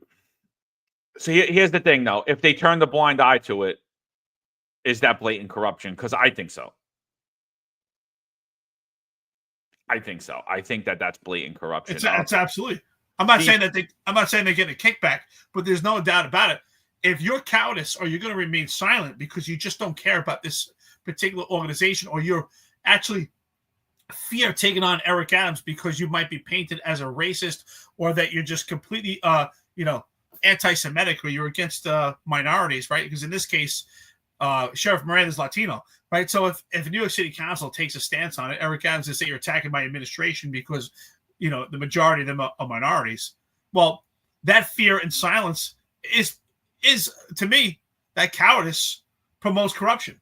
So are they doing that? I don't know. But the bottom line is, it's one or the other. it's one or the other, right? And you're It's asking that either question. way, they shouldn't be there. I mean, I think we could agree on that. Either way, they should step down. The fact that that Sheriff Miranda is still doing these searches when there's no procedures in place, when they're clearly violating the law, when they clearly took money and he lied under oath. Could we sit here and have any faith in New York City government whatsoever at any level? I'm sitting here saying absolutely not. Systemically corrupt. Systemically corrupted. Eric Adams' administration is a criminal organization, and anyone that says different, I'll be odds with. I'll gladly debate anybody over it. It's clear as day to me. It's clear as day. The procedures, the things that have been done in the past, the things that have been done, the safeguards that were put in place to ensure integrity and prevent corruption have all been disregarded and thrown out the window under the Eric Adams administration. These are easy fixes, man. This is nothing. This is not hard. This is not hard stuff here. This is not hard stuff. This is blatant incompetence, but I don't believe it's the incompetence. It's blatant corruption, in my opinion. It's honestly, it's disgusting what's going on. It's absolutely disgusting. Chief of LA County Sheriff, former retired chief, Patrick Jordan, says the pawn shops, in my opinion, knew who the burglars versus the citizens were when the items were pawned. I agree with you. In some instances, like it depends the setup of the shop, the makeup of the shop. In some instances, I would agree with you. However, I'm not going to violate that shop's laws. I'm not going to violate their constitutional right or any rules to go any harder. Maybe I'm not going to do them any favors. I didn't say I'm doing anybody a favor, but I'm not going to overstep my authority either. The same way I knew who were breaking into houses. I had a whole burglary crew. I knew where they were coming from. They were coming from the 6-2 in Bay Ridge. Some were coming from Jersey. I knew what crews were doing what. I wasn't just kicking these people's doors in and arresting them. I was putting the work in to get these people. I was following them. I was getting intel on them. I was picking them up for other things, other crimes they were committed. I'm not overstepping to solve the problem that I didn't create, by the way. I'm going to solve the problem, but I'm going to do it within my legal authority. And I think that's really what we're saying when we're swearing the oath. It's not my job to judge your business or how you make money. That the law says that you can make money legally like this. Okay, we're going to play in the rules. Let's play the game. I'm not going to hate the game. I'm just going to do what I got to do in the game to win it. And that was my whole look on policing. But apparently in New York City, it's like, you know what? Yeah, we respect every criminal. If they, we respect all the criminals. If they murder you, they rape you, they shoot you, they sell drugs. All the criminals are entitled to due process. They're all entitled to constitutional rights. But you, the average American who opens a business, yeah, you don't deserve any of that. We're just gonna storm in your business and we're gonna come after you because you know what? You might be up to something. I'm not for me, not me. That's not how I see policing in America. I say shout out to Patrick Jordan, great friend of the podcast, of course, retired sheriff. Check him out. Check him out on Briefing with the Chief. Excellent podcast. He's got great disposition. His delivery. Very calm demeanor, very intellectual. Check him out. Great friend to the podcast. I've met him in person. Nothing but a gentleman, extremely intelligent. Ron Layson absolutely hits the mark here. The judge says that they violated the Fourth Amendment, basically saying sue the shit out of the city and you will win. Absolutely. That's why I said this is a corp council that we'll see that will spend more money than we've ever seen before. We don't even have to see the data. That's why I was, just kind of being facetious at it. We don't even need to see the data. We could say that in comparison to predecessors before, this corp council is going to go broke right now. This could potentially put the city in a financial crisis. And that's why I said, there's no doubt about it that it's either incompetence or that them, when it comes to New York City, turning a blind eye. Because if this was an NYPD operation, be a total different approach. But the bottom line is they violate the U.S. Constitution, and we're talking about money. And the seizure of money should raise a red flag, or the lack thereof when it comes to seizure of money should raise a red flag. And Patrick Jordan, you're absolutely right. You hit the mark. I agree when it comes to pawn shops. There may be some low-level petty larceny perpetrators that they're not aware of. But when it comes to burglary recidivists and, those major players in your area, if you're working in law enforcement, your area, you know who those major players are. The pawn shops, they know them too. I agree with you. They're definitely apt to that. But again, when we go back to this, when we talk about warrantless searches and violate the Constitution, this is going to cost the city millions and billions. And Eric Adams, again, will just play the race card. If anyone else was in the position of mayor and your sheriff could not account for money, and coincidentally, and I don't believe in coincidences, shortly thereafter reports $100,000 in their possession unaccounted for, they would be removed immediately, would they not? John, immediately he should have been removed. He probably should have been removed even before that, just when he testified to Justin Brandon that they don't even know the procedures. That should have been the red flag right there and said, you know what? You're out of here. This is civil in nature. This is revenue-based, and you can't account for money on these warrantless searches. That's a major problem. But, of course, you need someone that was a cop that actually knows the law, that actually would say, I was a cop and I understand how this works, and I understand warrantless searches. I mean, that is policing 101. This city was bamboozled to believe, wow, we're getting a cop who knows the law. The key to prosperity is public safety. But you got someone who was a complete empty suit.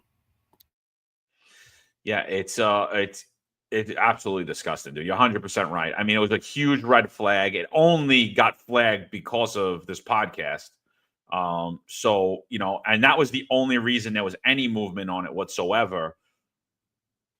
But even that, it should have, like I said, it should have seized immediately. We were saying seize it and stop it. And even during that podcast that we did, I said, is anyone going to be surprised now that an investigation ensues from this? And literally 8 hours after we did it, boom, investigation drops against Miranda. And that's when he calls DOI with the money, saying I found the money in my office. And now at that point, to me, that is cause for removal at that point. I think there was cause for stoppage and an investigation immediately after that testimony. But once that money, now, like, that's it. You are not to take enforcement action at all. We don't know what's going on in this office. We need to figure this out. And yet, there are nothing in place to prevent this from continuing to happen. Let's go further in this article. We're an hour 27 minutes in. We're going to go a little longer. We got about over 1,000 people on here. Thanks for joining this morning. We're talking about the incompetence and what appears to be blatant corruption from the New York City Sheriff's Office and the NYPD and other agencies that were conducting warrantless searches in businesses in New York City, also known as the Republic of New York under Chairman Eric Adams. So listen to this. This article's long, by the way, and I thought we would be able to get through it in an hour, and we're an hour and a half in, and we're not even a quarter way done to it. Listen to this. But the enforcement of those regulations on hemp stores have included regulators, tax agents, and police officers, usually armed and wearing bulletproof vests, enter the premises unannounced to search the personal belongings of employees, locked cabinets and safes, areas of the shops that were not part of retail business. During the inspections, the regulators and police would also turn off any surveillance cameras and in some instances made the employees empty their pockets. What do you think about that before we go further? This sounds like 1930s Germany to me. This does not sound like America to me. This is Chairman Adams. Absolutely disgusting. Absolutely disgusting. Well, this is where I have a problem. Even if you're a rookie NYPD police officer, at this point, and you're starting to go to the contents of people's pockets on a warrantless search, that should immediately, like, whoa, wait a minute. Because, again, we talk about warrantless searches of a residence or a business, a location when it comes to policing 101 in the academy. But even further than that is stop, question, possibly frisk, warrantless searches of a person under the case of People versus DuBois, Supreme Court case, and also Terry versus Ohio. That is policing 101 you learn in the academy, is when you could actually go into someone's pockets and take items from them. Huge red flag. Huge red flag. That should immediately just buzz off in your head. Well, wait a minute. What are we doing here? Because that, John, I'm sure you agree, in the police academy, they put the fear of God into you, of whose pockets you could actually put your hand into. And I'm telling you, there's cops right now who work in the streets of New York City with 15 years on the job that are still terrified and still don't understand the case of People versus DuBois and still don't go into people's pockets when they can because they're terrified. So imagine you're in someone's location and you go into their pockets, you're laughing because it's true. It's right. We throw the Constitution out when we enter someone's business. We throw laws out. Someone on here says that sounds like burglary. Free says that sounds. You know why it sounds like it? Because that's basically what it is. It sounds like burglary and grand larceny. It's honestly it's a home invasion. It's an invasion of it's a 30 of a commercial. That's what you just heard. A 30 of a commercial. An armed robbery in progress. That's what that is. It's a 1030. That's exactly what that is. Just because you have a badge and a gun doesn't mean you can't violate the law. It doesn't mean that. It doesn't mean, and that's why, I think you said it the other day. We were talking about something, and it was something that was told to us very early on. I mean, the day we were swearing in, right? The day we were swearing in, Queens College cop got up there and he said, "This is the closest you'll ever be to being in jail. You are going to walk the line to enforce the law. You're going to walk the line of the law. So you have to understand the law. You have to know the law. You have to know the Constitution. This is not a joke. This is not a game. This is not a game. It's not. We're not out here playing video games. If I walk in your store, if I walk in your home warrantlessly for just, I'm here because Eric Adams told me to do something. Empty your pockets. I'm going in your back of your thing. Unlock the safe. Sorry, you're not absolved of your sins because you have a badge on. No, you're not. You when you violate the law, you'll be held accountable for the law. Here, what we see in New York City is they're using people's lack of knowledge, lack of information, and lack of courage. That's why they're targeting rookies for all these units, people who don't know any better, and they're rewarding them heavily. 4 hours playing Xbox, 2 hours in the gym, 1 hour of work. That's why these guys are getting rewarded heavily. Third grade detective with 2 years on the job and 2 arrests. Second grade detective with 5 arrests. First grade detective with 7 arrests. 6 years on the job. That's why they're rewarding these people heavily, because they're leading them down basically a life of crime. They're molding them the same way that criminals mold youth. The same way in my neighborhood where all the mobsters would want to buy me everything. Oh, John, come here. John, come hang out with us. Come here. Let me buy you this. Let me buy you that. Right? Because then when you get a little older, it's going to be like, hey, do me a favor. Bring this over here. Hey, do me a favor. Bring that over there. Mold them young. And that's what they're doing. And what we were told is you're walking the line. You're absolutely walking the line. And they're not walking the line here. What we're reading and what this judge is telling you is they crossed the line. They crossed that line. They committed crimes. These are crimes. Let's not get this twisted. These are crimes. I usually don't entertain Juju with some of the stupid comments, but this one I want to defend myself because I own being the most complained cop. Juju says, Eric, then why are you the most complained cop if you understand this about the Constitution? I'll tell you something right now, Juju. You can learn from me when it comes to U.S. Constitution Supreme Court case. I can tell you right now, you ask any cop out there or any chief in this department that worked either for me or I worked for, they'll tell you right now, no one knew the Supreme Court cases as good as I did. And I'll tell you that right now. I delved into it, and that was my passion to understand the Supreme Court case. There are chiefs on the job that wanted me to teach it. Go around and ask risk management wanted me to teach about Supreme Court cases because that is my wheelhouse. And if you actually look into the context of my complaints, and I own every one of them, I dealt with some of the most violent perpetrators of New York City and the South Bronx. I was a complete target, a political target when it came to civilian complaints. And if you look at most of my complaints, some of them, a majority, are force that I was getting the most violent perpetrators with illegal firearms who had already shot people, who are now in jail in custody as we speak.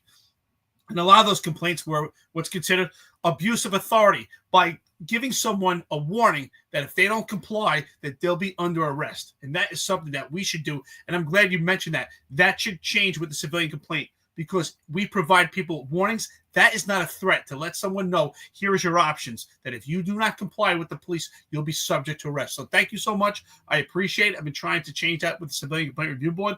Juju, thank you for your input. Sleepy Joe, shout out to you, 1092. Coffee and Donuts, thank you so much. For the new police officers, what does the L represent in search incidental to lawful arrest? You're absolutely right.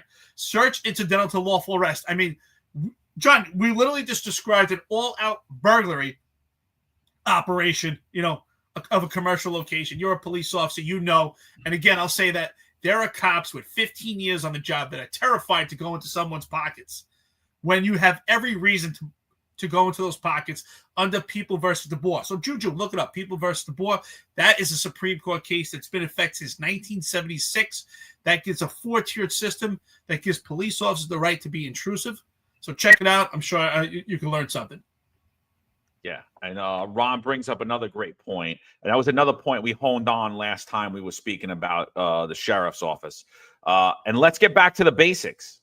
Bring in the sheriff, tax department, hemp oversight, NYPD in these shops sounds like a March operation that Adams disbanded. Great point, and we brought you that. So one of the people that was in charge of he was in charge. He was the president of the Latinos Marijuana Organization or something like that. Jeff Garcia.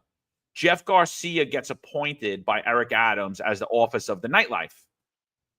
Now, Anthony Miranda, the sheriff, while he was sheriff, has attended events at the Latinos Marijuana Association. So do you think that the Latinos could possibly be getting more favor that are members of that organization? I don't know, maybe. What do you think? I don't know. So, but Jeff Garcia gets appointed to this Office of the Nightlife. Office of the Nightlife gets created by Eric Adams, right? This is going to be weird because it's going to sound like corruption and it's going to sound like there should be a RICO case and it's going to sound like something that the mob would do. It's going to be weird. I know you can't believe it because this is Eric Adams' Joe moment and people are just coming after him because one time he talked bad about Governor Abbott. I know this is going to sound weird. So just bear with me for a second. So Eric Adams appoints Jeff Garcia, who was the president of the Latino Marijuana Association, to the Office of the Nightlife. When he does that appointment, he disbands the March program. The March program is the multi-agency response team. And basically what we used to do is we used to regulate nightlife spots. We used to go in, ensure that, people we would go in with different agencies, fire department, Department of Buildings, Department of Health. We would ensure that these businesses were operating properly. And even then, Ron, it was an administrative inspection, right? We're going in, we're looking at what we see as the fire code being violated, or, are there exit signs? Is the alcohol dirty? Does it have bugs in it? We're not like open your safe up and I'm going to run your pockets. I never did that. I did hundreds of those. And I never did that. We walked in, it was an administrative inspection. All right, what's going on here? Hey, do me a favor. Let me just check that bottle real quick. Check a couple of people's IDs because we're allowed to do that in the administrative inspection. You look underage. Let me see your ID, right? Make sure there's no underage drinking going on. So Eric Adams said that was a terrible thing and we were harming businesses and we were hurting businesses. So he created the Office of the Nightlife. Jeff Garcia said how totalitarian that was and how that harmed businesses and how that hurt businesses and that they weren't going to do that. And they stepped back. And yet that is the same exact model that Eric Adams had built and utilized using when it comes time to cannabis enforcement. So it makes absolutely no sense. The two don't go together. It's like, why is it totalitarian and harm businesses when it relates to alcohol, but you went even further. And by the way, if I said that it mirrors the March program. No. It goes way further than the March program. Because again, we weren't running people's pockets. We weren't checking people's safes. We weren't shutting cameras off in their businesses. We weren't doing any of that stuff. We were doing administrative inspections. These are warrantless raids. So not only did he move the March program there, he went further than the law allows. So, and then just one quick little tidbit about the Office of the Nightlife. So there was a club. So they said they were going to help people. They were going to help to help these businesses come up. So there was a little guy in Coney Island. He had a little business. He was having some problem with the law and NYPD coming there and writing them summonses. So he reaches out to the Office of the Nightlife. And he reaches out to a longtime friend of Eric Adams that's working in his function at the Office of the Nightlife. And he says, I'm trying to get my business up to speed. I know you're trying to help businesses. You're trying to cure businesses. You're trying to help me thrive. What could I do? And this person that works for the Office of the Nightlife, and I can't remember his name, and I don't want to say the wrong name, but we did a couple of clips on him, and it's on my social media, and it's on the podcast that we did about that. He reaches out to that person, and that person says, I can't help you, but here's the number of the acting police commissioner's brother, who was then Ed Caban. That was Martin, right? Martin? I don't remember. I can't remember off the top of my head. I think so. Ray Martin. Yeah. Ray Martin. It was Ray Martin. You're right. You're 100% right. It was Ray Martin. Ray Martin, a longtime friend of Eric Adams. He's in the Office of the Nightlife that's being ran by Jeff Garcia, another longtime friend of Eric Adams. So this business owner reaches out to Ray Martin. Ray Martin says, I can't help you, but reach out to James Caban, who's the brother of police commissioner of Caban, and he could help you. I can't help you. I can't help cure your business. So he reaches out to Caban, and through text messages, he's basically told, send me some money, and this will go away, which sounds to me like a racketeering extortion scheme that was brought upon by the mayor of New York City. So there is so much corruption. The weave is so crazy with this, and I didn't mean to get off topic with that, but Ron, you nailed it, and it was a great point, and it had to be brought in. Like how much corruption is around this. It's disgusting. I think that's a great parallel and a great comparison to March operation, right? Because the March operation is an unannounced search, which is similar to these searches, but you're not going into anyone's content. You're not looking into, you said it great. You're not going into drawers. You're not looking into the safe. The only items that are actually touched and they're in plain view is bottles, right? By the Department of Health to check, make sure there's no flies and things like that. But that's something the Department of Health would do anyway without the company of the police or the sheriff's office. So, which is something administrative. But again, with those March operations, you're not doing warrantless searches. You're not telling people that are on the dance floor at a cabaret to empty their pockets. We're not going into safes. We're not going into the drawers of that location. So you're absolutely right. This, to me, it reads like a complete commercial burglary. And if I was a cop, I would be completely uncomfortable with this. Wait a minute. We're going through people's pockets? This is insane. Stephen S. says, Copland was a great movie. Maybe a movie for John and Eric to review for a fun Friday. You know what? That's a great idea, Stephen S. John and I will talk about it. I think we should do that. That's a great movie, by the way. I think that's a really kind of like an underestimated movie that sometimes people forget. It was an awesome cop movie. Some of it's realistic, some of it's not, but it'd definitely be good for a movie review.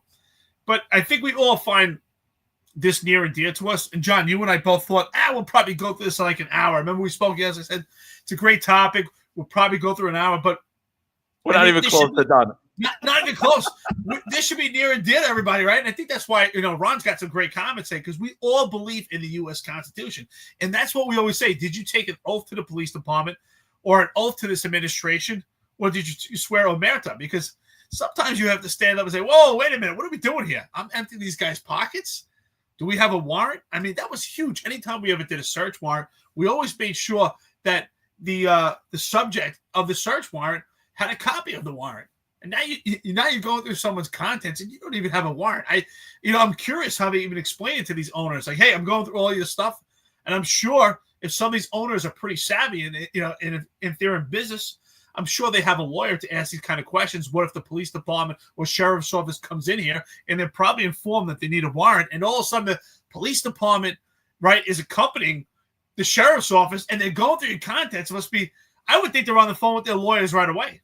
I'm sure that these businesses probably documented a lot of information that happened at these warrantless searches that are really going to play a key major factor in these settlements. This is going to cost not millions, maybe billions. This could cripple the city on this operation alone. Just on this alone, dude. Just on this alone.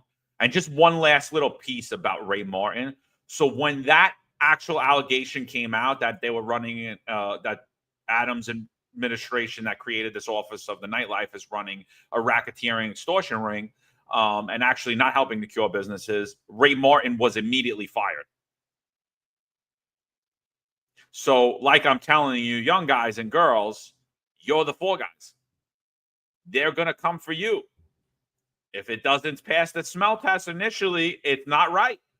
Do not trust the mayor. Do not trust the sheriff. Do not trust the chief of department. Do not trust the police commissioner. They're not honorable people. And why am I saying that? Because of all of the proof that they've proven to be, the people that they've proven to be over all of this time. Let's go further into the more illegality. So Marcel noted the authority given to cannabis regulators to inspect those licensed stores does not supersede the United States Constitution's Fourth Amendment. Shocker. And that the sheriff's office had no authority to conduct warrantless regulatory inspections of these shops. Does Eric have son own a store? I wonder if his ever got searched. I wonder. Hemp store owners and their attorneys say the new regulations and inspections that have often involved product seizures have crippled their businesses. They contend that regulators and police are treating them like the operators of thousands of illicit marijuana stores that have been blamed for taking away sales from licensed retail cannabis stores. Now, again, I don't give a shit what it is. The product's legal. You still can't overstep the Fourth Amendment, whether you have a license or you don't have a license. Officials with the Office of Cannabis Management have previously disputed that their unannounced inspections are raids, although the store owners and employees have described searches that mirror those conducted by drug task forces. The U.S. Supreme Court has told governments to seek to conduct warrantless searches that they must place statutory limit on the administrative agents who seek out contraband without a warrant. This has not been done, Marcel wrote. The clearest picture of that is, remember when we played the video that occurred in Staten Island? And they walked in and they said, we're here for an inspection. And the kid just jumped over the counter. And the owner goes, what the hell are you doing? And they locked him up. And they said that he was acting like irrationally or whatever. They locked him up. And he just walked in the guy's store, jumped over the counter. The guy's like, hey, what's going on here? Do you guys have a warrant? And they threw him in handcuffs for asking a question. That was a great scenario. And who was that? That was Khaki Pants under the chief of department, also Kaz Daughtry, which I think is another appearance of impropriety, ineffective, inept, and potential corruption with this leadership of the NYPD.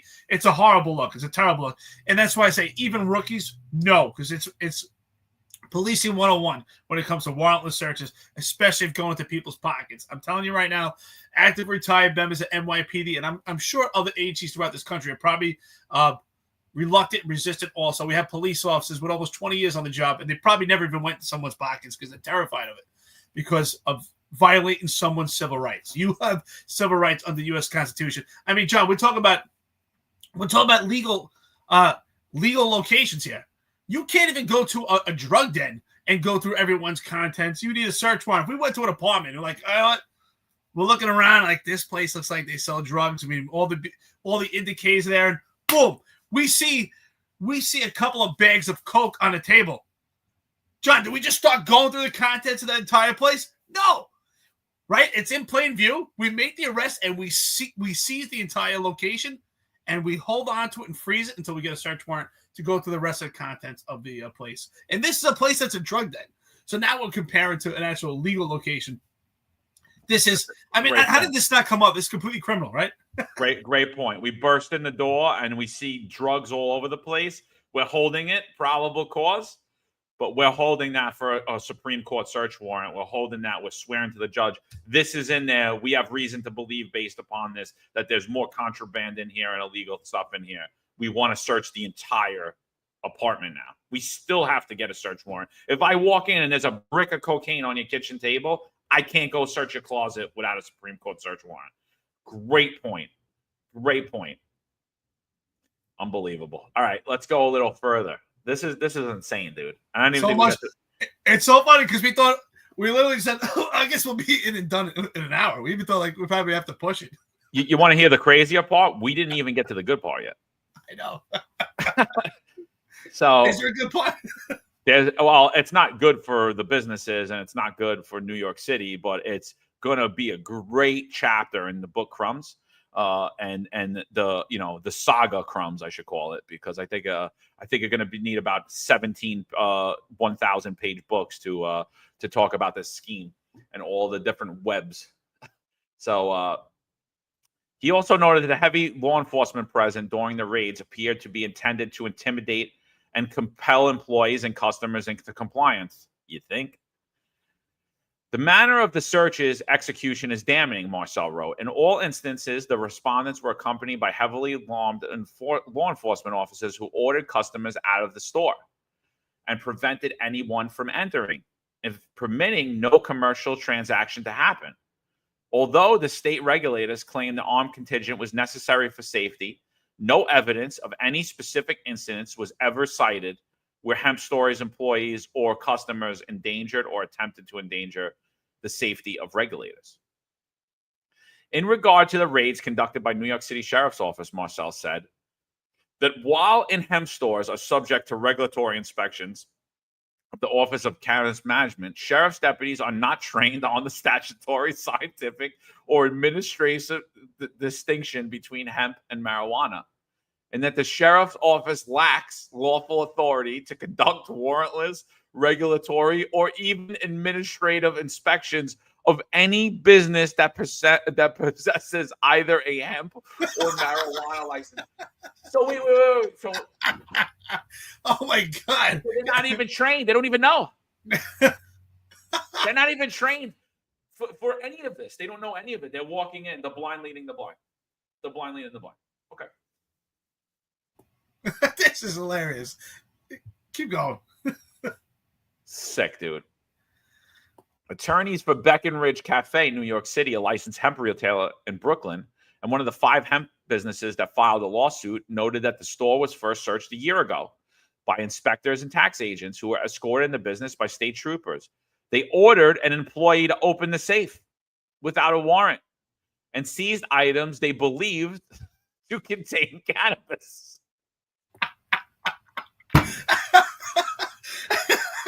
The store was searched again in September, a month after Breckenridge joined in the filing of the lawsuit that led to Marcel's decision. Okay, so let's just I'm gonna skip through and I'm gonna get to the good parts, but I just want to talk about this for a second.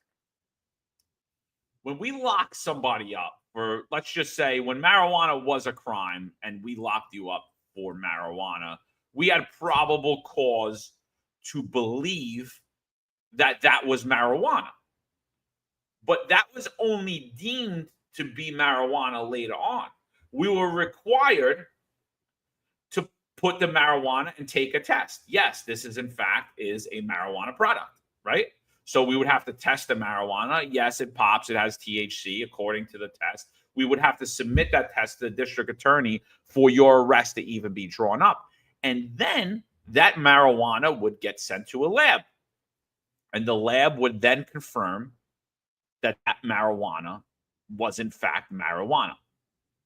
So what's known as due process, which known as confirming that that's marijuana. So what they're saying here is they believe it to be marijuana, yet they have zero training on knowing what marijuana is, unlike us in the New York City Police Department who received numerous trainings on marijuana. What do you think about that? I'm still laughing. It's almost like you're reading out of a fiction novel. Is this really happening in New York City? This is insane. Yeah, absolutely. You don't have any training. What we always hear right now, and you read it in Supreme Court case law, even in the Supreme Court case law that actually has been overseen by Supreme Court judges, is not only do they want to know that police officers are actually trained in how to test marijuana or other items, they want to know that you actually have actual trainings, that you've been to seminars and trainings about drugs, and you've seen what different drugs look like, what they smell like. These are conversations, right? They always want to know, what is the odor like? What's the color like? What's the texture? These are things that you need to know about drugs, and they have absolutely no training. And also, what type of policing scenarios have you been involved in that show that you have the training and experience behind to make these observations? This is insane, dude. This is crazy. This is nuts. So, all right. So listen to this. So the new regulations adopted a year ago, first on an emergency basis, stipulated that all hemp products distributed or offered for retail sale in New York are prohibited from containing any synthetic cannabinoids, artificially derived cannabinoids, or cannabinoid. I'm sorry, my eyesight's going, and my speech is going a little bit here. But created through a process called isomerization, which is used to produce them. Until the hemp stores had been operating under a belief that as long as the products did not contain more than 0.3% Delta-9 THC, they were legal. Hemp industry stakeholders contend the rules change were designed to prevent their businesses from selling products that may be legal under federal law, but were competing with New York's new retail marijuana stores. Essentially, consumers have been able to buy products in hemp stores that get them high. Officials of the cannabis management have said that their offices does not comment on any pending litigation. I skipped one part of this, and I have to find where it is. But basically, the other thing that was happening in here, and I'm not even going to find it because my eyesight's going. But what happened here was, so they seized your product. They believed it to be that it contained cannabis. They believed it without having training for it, and then they destroyed it without ever testing it. So, in essence, they come in, let's just say, because this more than likely happened. I mean, it definitely happened. So they seized a product that you were allowed to sell.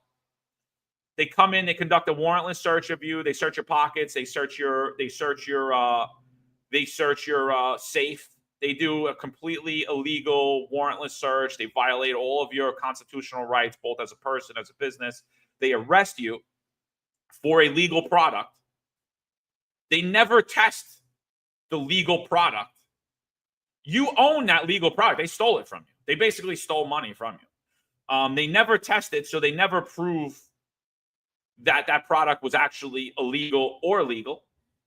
If the product is in fact legal, and the only way we would know that is through testing it and through training and understanding the law, they would be required to give it back to you. So in order for you to find out that in fact your product was illegal or illegal, they just removed that portion of it and they destroyed the product and potentially destroyed thousands, if not millions of dollars in legal product and confiscated it from you. Again, grand larceny and a lot of other things, criminal mischief. And honestly, add in tampering with evidence too, because you're not testing the drugs that you supposedly the drugs, yet you charge someone, you put someone in handcuffs, you took them to jail, you charged them with a crime, and you never actually investigated whether they committed the crime. Is this America? Well, it's New York City. It's the Republic of New York City under Chairman Eric Adams. That's what it is. Now the question is, here's a question. Do you think that New York City sheriffs should now be strapped with body cameras? I mean, I think body cameras would solve a lot of this. When I'm not a huge advocate for what's that? I don't think. I honestly think absolutely. I think the same rule that we applied on New York City police officers should be applied across the board. I think the chief of department should be wearing a body camera. I think Jessica Tisch should be wearing a body camera in her meetings. I think damn sure the New York City sheriff should be wearing a body camera, but the NYPD guys were wearing body cameras. And that didn't stop any of this from happening. And by the way, the fact that they have no procedures just shows how disgusting they are. But don't think for 1 second that the New York City Police Department won't write a procedure, or the sheriff's office that's completely illegal. Don't think for 1 second that won't happen either. Because just because the procedure is written, if it doesn't pass the smell test, you got to really think about it. But at least that kind of indemnifies you. I was trained to do it. Here it is. I recommend saving these procedures because they'll deny it. They'll go up on the stand and lie and say, no, we don't know what they're talking about. This is the procedure right here. Yeah, but it was updated on 11/9. Where was it? What about on 11/8? What was the procedure before? Oh, we don't know. I can't find it. Well, my point is NYPD strapped with body cameras. I think the sheriffs, they're also working in hand to hand with the NYPD when it comes to these warrantless searches. They should be strapped with body cameras too. And I think that would solve a lot of this, because if you're strapped with a body camera and you're retrieving money and assets, that's going to be on the body camera as you're retrieving it. And there'll be time recorded, time stamped, and you'll have to account for those items that were actually retrieved. So that's another issue that should come up. Why do they not have body cameras at this point? Listen, I'm not. So we're being told they do. We're being told that the sheriff's office do have body cameras. They do? Since when? I must be no. So okay, well, good. So then, but I don't think it matters. Honestly, I don't think it would prevent anything anyway, because you're walking in under the authority of the Republic of New York City, Chairman Adams, Horsehead Miranda. They're sitting there and they're saying, no, this is what we're going to do. This is how we do things. You're like, okay, you have 6 months on the job, and you're the third grade, you're a first grade detective with 0 arrests, and you never testified in court, and you don't understand how the laws work, and you just listen to Chairman Adams. I mean, looks good to me. Chairman. Yeah, pretty much. I listen. I'm disgusted by this, because we take pride in the U.S. Constitution. Absolutely. This is ridiculous that everyone's going along with this, and that this is not being challenged. It's amazing being part of the Eric Adams administration that you can actually be questioned about this. Coincidentally, report 100,000, and you're still the sheriff. I mean, that's a pretty good job. Pretty much you could be ineffective. You could be inadequate. You could have an appearance of impropriety. You could be untrustworthy. You could be unintelligent. And you could be in Eric Adams' administration. That's what I'm getting. You can violate the law. The laws do not apply. I mean, the fact that we destroy product before it's actually tested and vouched and properly seized through chain of custody is disgusting to me. It's absolutely ridiculous. I mean, even in America, in New York City, which I was hoping was still America, if we saw a guy on camera holding a gun, we're not going to go. We technically we can't arrest him. Because one, we don't know if it's illegal. We don't even know if it's a fake gun. So here's items that are retrieved, and they're not even being vouched to actually be tested to say if it was marijuana or not. This is insane. This is insane. We can't let this go. That's why it's so important that we have voices out there like the podcast, our friends and listeners, because a squeaky wheel gets the oil. Because right now, if it wasn't for this podcast and our friends and listeners that are actually challenging what's going on, this would just go completely unchallenged, because no one wants to face the racist baiting of Eric Adams and his administration, and it would just be another blight on this administration, but it would be allowed and permitted, and rights would be violated, and the trust of this New York City administration would just be further lost than it is. I mean, at this point, I can't think of anything in this Eric Adams administration that if I was a business owner, I would say, you know what, I want Eric Adams to be my mayor. I want to have a business operating in New York City. They don't want businesses. They don't want freedom. They don't want life. They want a communist regime. Oh, by the way, not to completely switch gears, but shout out to Chris Arnold. Says Jessica Tisch is a robot. No need for a body cam. She is a walking ring cam. You're absolutely right. The other day when I watched her press conference talk about a 14-year-old kid stabbed, honestly, I was like, is this really the police commissioner? This is a bedtime story. She read it like it was a complete bedtime story. You're the police commissioner. Do you really have to read from a piece of paper about a stabbing? Talk to the people. Show a little compassion. You don't have to get into the technicalities. But this is what we're left with. She reads like a complete bedtime story. It was absolutely ridiculous. Anyway, I don't want to get completely on topic, but I was disgusted. Yeah, so I listen. I think we're done with the sheriff. But just this was a great article by the city. The Yoav Gonen put out. I still laugh about this whenever this pops up. Anytime like we're talking about Miranda or this just pops up. So prior to his appointment, he was like pushing this invisible mask during the COVID mandates, and it basically all it was a card, and you would just wear the card, like wear the card here, and it would replace the mask. So the invisible mask he was pushing. So this is who this dude is. Absolutely ridiculous. And obviously Eric Adams is by far the worst manager ever. So again, this is just another low integrity, incompetent, unqualified appointment of Eric Adams. Yet we're all shocked when the corruption scandals break out. I honestly, I have no faith in New York City to properly investigate this. I hope that federal authorities are investigating New York City Sheriff's Office, because it's an absolute disgrace. And when I mean the Sheriff's Office, I'm not even particularly talking about the rank and file. I'm talking about Anthony Miranda. I'm sick of seeing the lower down people get blamed for what they told from the top. I'm not saying that you should be held unaccountable for your actions. You should absolutely be held accountable for your actions. But so should the people that came up with this plan, that came up with this scheme, that pushed you to do it. They're more guilty than you are, in my opinion. They led you down this corrupt path. So I hope that he's held accountable for his actions. I agree. And shout out to Mikey G, Metal Detective Long Island. I agree. He said it several times here, by the way. We didn't get a chance to read your comment. I apologize. Said this will be bigger than the MAP Commission hearings. Absolutely. I don't know what, I don't even understand. I've been saying it. Why do we not have a commission at this time? We could have a commission, and it could be a continued commission as this is starting to play out. There should be a commission in place right now. So that's a problem that there's not a commission in place right now. This by far will be bigger than the MAP Commission. This is different aspects, different parts of administration.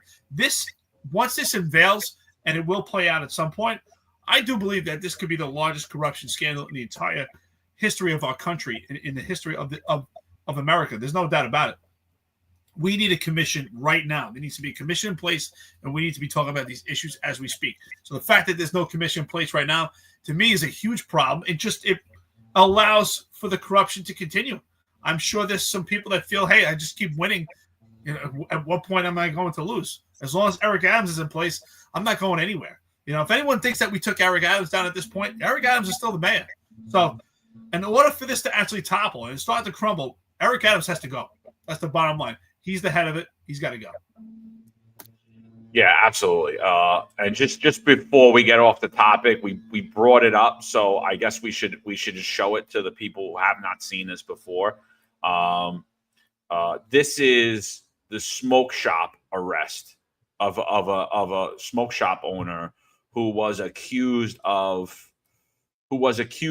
selling illegal marijuana unlicensed. Again, I just can't say enough that, listen, I'm a big proponent of law enforcement.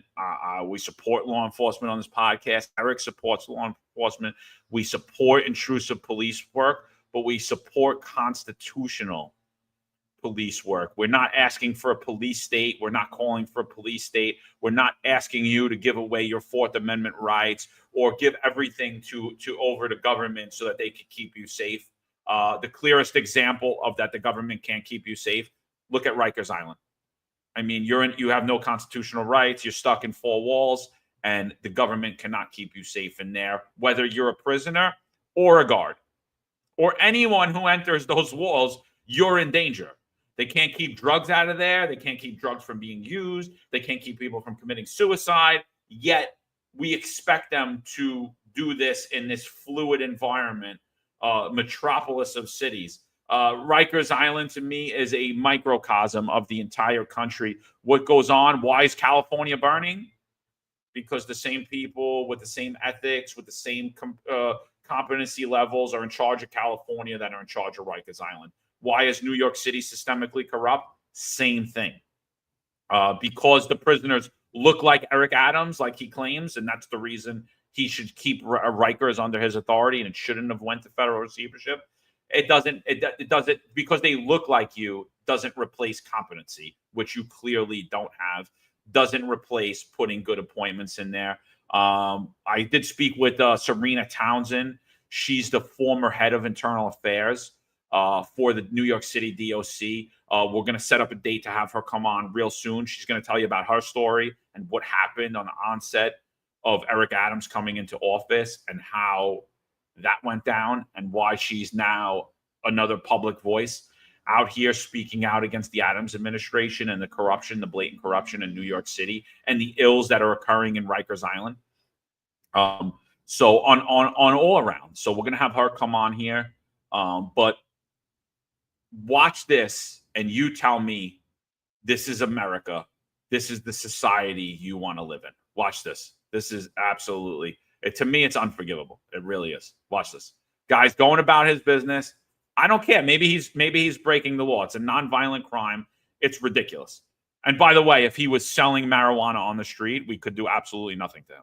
So just keep that in mind, right? Just keep that in mind. If he was standing on the corner selling marijuana, we could do absolutely nothing to this person. So I think that's a great point, John. That's a great. His rights would be actually more protected. He'd actually be treated with far more respect. That's a great point. We don't do we collar anyone for selling weed on the streets of New York City anymore? No. So just keep that in mind. But here he owns a business, so now he's a terrible person. Now he's a criminal. Here we go. You sell seizures? No. No? You got it on the series by chance? No, bro. These days it's so much problems, you know. No, yeah, you know, we do, you know, like this stuff, you know, like we, you know, like, so these days like so much problems, you know, we try to survive, you know. We're doing inspection. Okay. So, boss. Hey, brother, hi, bro. We're gonna do a cigarette. What is it? We're gonna do an inspection. Okay. You got some you have like anybody else needs to? Oh, yeah, for me, the, Just you? yeah, just right now I'm listening. All right, we're gonna come on the back, okay? You open the door? Or can I see like court order or something? We don't need for. Sheriff. Yeah, I know, that's the problem, you know. Figure it out. We'll get forward. Open the door, please. So, you know, like, we need something court order, but you know. You don't need forwarders. Open the door. We're gonna one more time. I'm You gonna have to Yeah, calm down, I'm not, I know. No, let's not calm down. You have to obey the sheriff. It's telling you here for inspection. If you refuse the inspection, you're gonna get arrested for OGM. I'm gonna ask you one more time to open the door nicely. Okay, so first thing I will not my. No, you're not going to open the door. No, you're not going. No? Bro, bro, this is the fucking direction. Yeah. Legal skills. Bro, come on, brother. Why do you like this? I don't do Don't be nothing. fucking stupid. Bro, I don't. Don't be do nothing. fucking stupid. Bro, I don't do nothing. Let's Bro. open the door, that's it. Yeah, and we Yeah. Multiple times. We said open the door, open the door, and you don't want to listen. outstanding. I know, but it's like, No, no. I'm doing nothing wrong, bro. Okay, so open the door. Yeah, but you know, I'm trying to be open, but you know, you When I'm guys. not telling you to do something, you do it. That's it. I know, but I know, but what? We explain to you. You sell So just so we're clear, Eric, I don't even see a sheriff in here. You know, they're there somewhere, but the people that are really taking in on this thing, this is the NYPD. This is the khaki pants mafia. This is 2 lieutenants from the NYPD in there. What are you guys doing? It's illegal, the whole thing. I gotta say one thing. Honestly, this is horrible. This is illegal. This- This is an illegal search. This is a legal arrest. This is insane. I gotta say one thing. I'm the most complaint cop. Wow, I can tell you right now. I use force when it was necessary. I never deny it. I own it. But this here is absolutely ridiculous. I never violated anyone's civil rights. I operated under Supreme Court case law. We knew the law very well. We studied it constantly. We read it. You could ask any of my cops. We read the Supreme Court case law till we were blue in the face, and we treated people with respect. This is a business inspection. Could you imagine what they treat someone like if they actually have an illegal firearm? Could you imagine what they treat someone like that commits a crime that actually takes off for them in vehicle pursuits? Oh, we know how they treat them because we see one of their lieutenants stomp on someone's head and not get any repercussions and no consequences for it. He's back full duty. And this, again, goes back to what I've been talking about with this 3-tiered system. Tier 2 Anyone in khaki pants gets far more amenities and a blanket of protection than general population NYPD gets. And that's a great point to put out. I'm sure the sheriffs are involved in this at some point in this operation. But on camera, who's actually physically conducted this inspection? It's the NYPD. Embarrassment. This is completely insane. And you know what? And it's exactly what I said earlier, right? I said in the episode, I'm sure that these business owners are informed by their attorneys of their rights. You know, if they don't understand their rights completely, but they're informed that, hey, listen, the police department can't just go through your stuff. They can't do a warrantless search. They actually need a court order. And he asked those questions. And once he starts to get invasive and ask these questions about the court order, you can see they get completely pissed off because they know they're doing a warrantless search. And then they just completely just, you know, overtake the store. And it's so disrespectful. It's disgusting. Wait, Charlie on the Parkway just joined Telegram, so I just messaged him. Hi, Chuck. Send me some Charlie on the Parkway video so I can put it on the podcast. Let's be friends again. Well, we don't. Is this something Charlie on the Parkway would do, or he would do it the same? Oh, shit.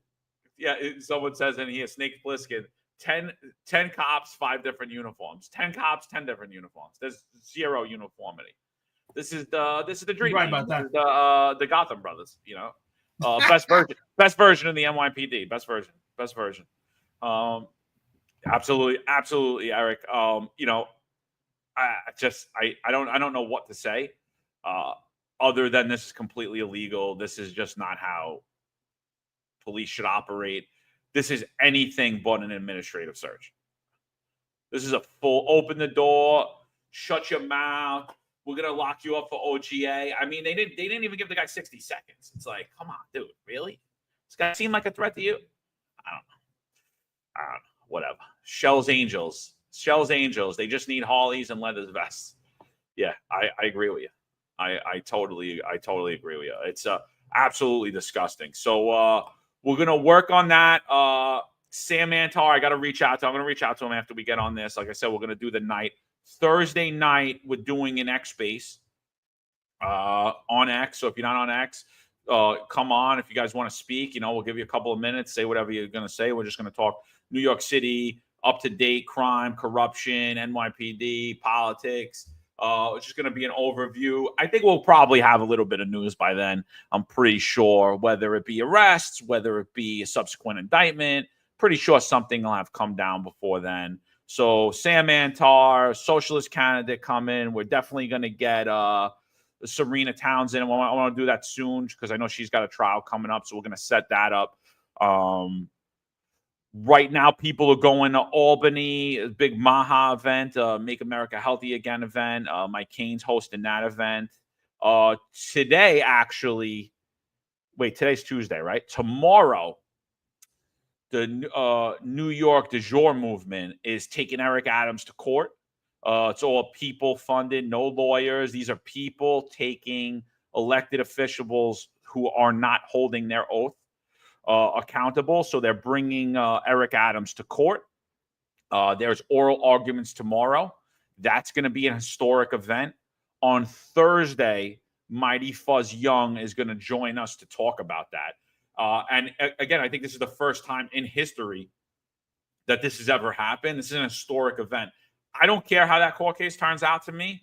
There's history being made tomorrow. The fact that there were people able to file an injunction against a seated mayor and a seated district attorney to say they're not upholding their oath and attempt to remove them from office. This is the first time. I don't know what the outcome's going to be. I don't know the aspects of the case. I don't know that we're going to hear about the case, but we're going to have Mighty Fuzz Young on. He's going to jump on with us on Thursday. Just give us a brief overview. What happened? Maybe somebody else will come on. I don't know what they can or they can't say. Haven't spoke to him much about it, but I honestly think it's an historic event. I've never heard of anything like this. I've never seen anything like this. And I think, you know, like I said, I think 2025 is going to be just a crazy year, man. I love it. I'm loving it so far. So, you know. Shout out to my brother Mighty Fuzz. You know, I love Mighty Fuzz. Great friend to the podcast. Great guy. You know, he's always welcome on here. I also want to say, listen, to active and retired members out there, if you're a detective, I'd like to give a shout out to Scott Monroe, because yesterday I sent Scott Monroe an email for him to come on the podcast. We'd love to talk to him about the program right now with the DEA having a partnership with Uber. And he also told me there's some stuff in the works right now for a mental health program. They're looking to help out their members. So he responded right away. We had a great conversation. So we'll have Scott Monroe come on the podcast probably sometime in February after this program rolls out, and we can get into the layers of this particular program, how it's going to work out. So we wish him luck with that. We think it's a good idea. Could it work? I have to be honest. I don't think it could actually work in the long term. I think it's a good idea. It's a step in the right direction. But I do want to thank him and show my gratitude. He responded right away. Great conversation. He was very forthcoming. He wants to come on here. He wants to come on here and work together to help his members. So that's a great start. I can't say the same for Pat Hendry. We sent him a beautiful email. Never heard a response. We've seen a lot of deflection from other unions as well. So shout out to you, Scott Monroe. I look forward to having you on here in February, and we'll have a great conversation for 2025. And hopefully we can, like I said, as we're an outside force to help with the internal and external pressures of the NYPD and also other members of law enforcement and various topics throughout this country, we hope the same, that the unions could see that together we could be a force that really could be impactful and be a major check and balance so that the members, the rank and file, are taken care of properly. So with that being said, I think we should wrap it up here. I want to thank everybody. It's New York's Finest Unfiltered podcast. We'll see you tomorrow. We'll be here live as always, 8:05 Eastern time. We'll be here early in the morning. John, you want to close it out? Yeah, sure. Let's see if we could get Sam on tomorrow. Maybe we switch the time. We'll let you guys know. Check up on the social media because it's kind of a hot topic. I think we got to get him, or maybe we could get Serena on. Let's see. So, but keep up, because there might be a day that we're not at the 8:05 live. 100% though. The timing that I will confirm, 8 p.m. Thursday. We're going to be doing that X Space. Sal's going to join us. Marlon's going to join us. I think a lot of other people are interested in joining us as well. So I think it'll be a pretty good discussion. You hear a lot of different point of views, and it'll be like I said. I think history's being made all around. Unfortunately, not good history for the Republic in New York City and Chairman Adams. So one last thing, Eric. Cuomo has not entered the race, but in the Democratic primary, he's favored. He's got 32% of the vote. Scott Stringer, I believe, was polling at 10%. Brad Landers polling at 8%. Eric Adams is polling at 6%. I think that just shows you everything you need to know. Eric Adams is done. And now all of these candidates are talking about involuntary removals of mentally ill people. These are people that you could not take an involuntarily a person to the hospital. And as much as I sit here and I talk about your rights, and I don't want a heavy-handed police department, the fact that we would leave someone who's a clear danger to themselves or others out on the streets, and we wouldn't even bring them to a medical facility for a short time for a mental evaluation, or somebody that's out on the streets of New York when it's below 5 degrees and they're completely unable to take care of themselves. The fact that we would leave these people down in a subway station or out on the streets is completely inhumane. And I think the bigger thing that we're realizing is, as these candidates are now shifting their talk and saying, yes, we would be apt to involuntary removals, it just shows you the power of the people. It shows you the power of the voice. It shows the power of these independent platforms. It shows you exactly the mayoral candidates' platforms for New York City should not be their platforms. It should be our platforms. We're going to dictate this mayoral race and what people are going to talk about and what the issues are. It's not the issues they're bringing up. It's not the baby baskets. It's not that. It's what we're going to tell you it is, and we're having a clear effect on what's happening. And I'm not just talking about the Finest Unfiltered. I'm talking about all of you. So keep up everything you're doing. This is the great awakening of our generation. This is when we're going to enter the political arena. And yeah, shout out to Scott Monroe. I have my own issues, and I'd love for him to come on, and I treat him the same way we've treated everybody that come on here with the utmost respect. And I give him a ton of respect for reaching out to you and speaking to you. And, there's some questions I have. There's a lot of questions I have, and we'll get to them. And I'm so looking forward to that. So, but I'll do it in a respectful manner. I'm not cornering anyone. I'm not beating anyone up. The answers are the answers. You have the opportunity to answer however you like, and that goes for anybody that comes on here, including if you're handing out baby baskets or anything else. So, yeah, that was my last riff. So we'll be back. We'll be back shortly.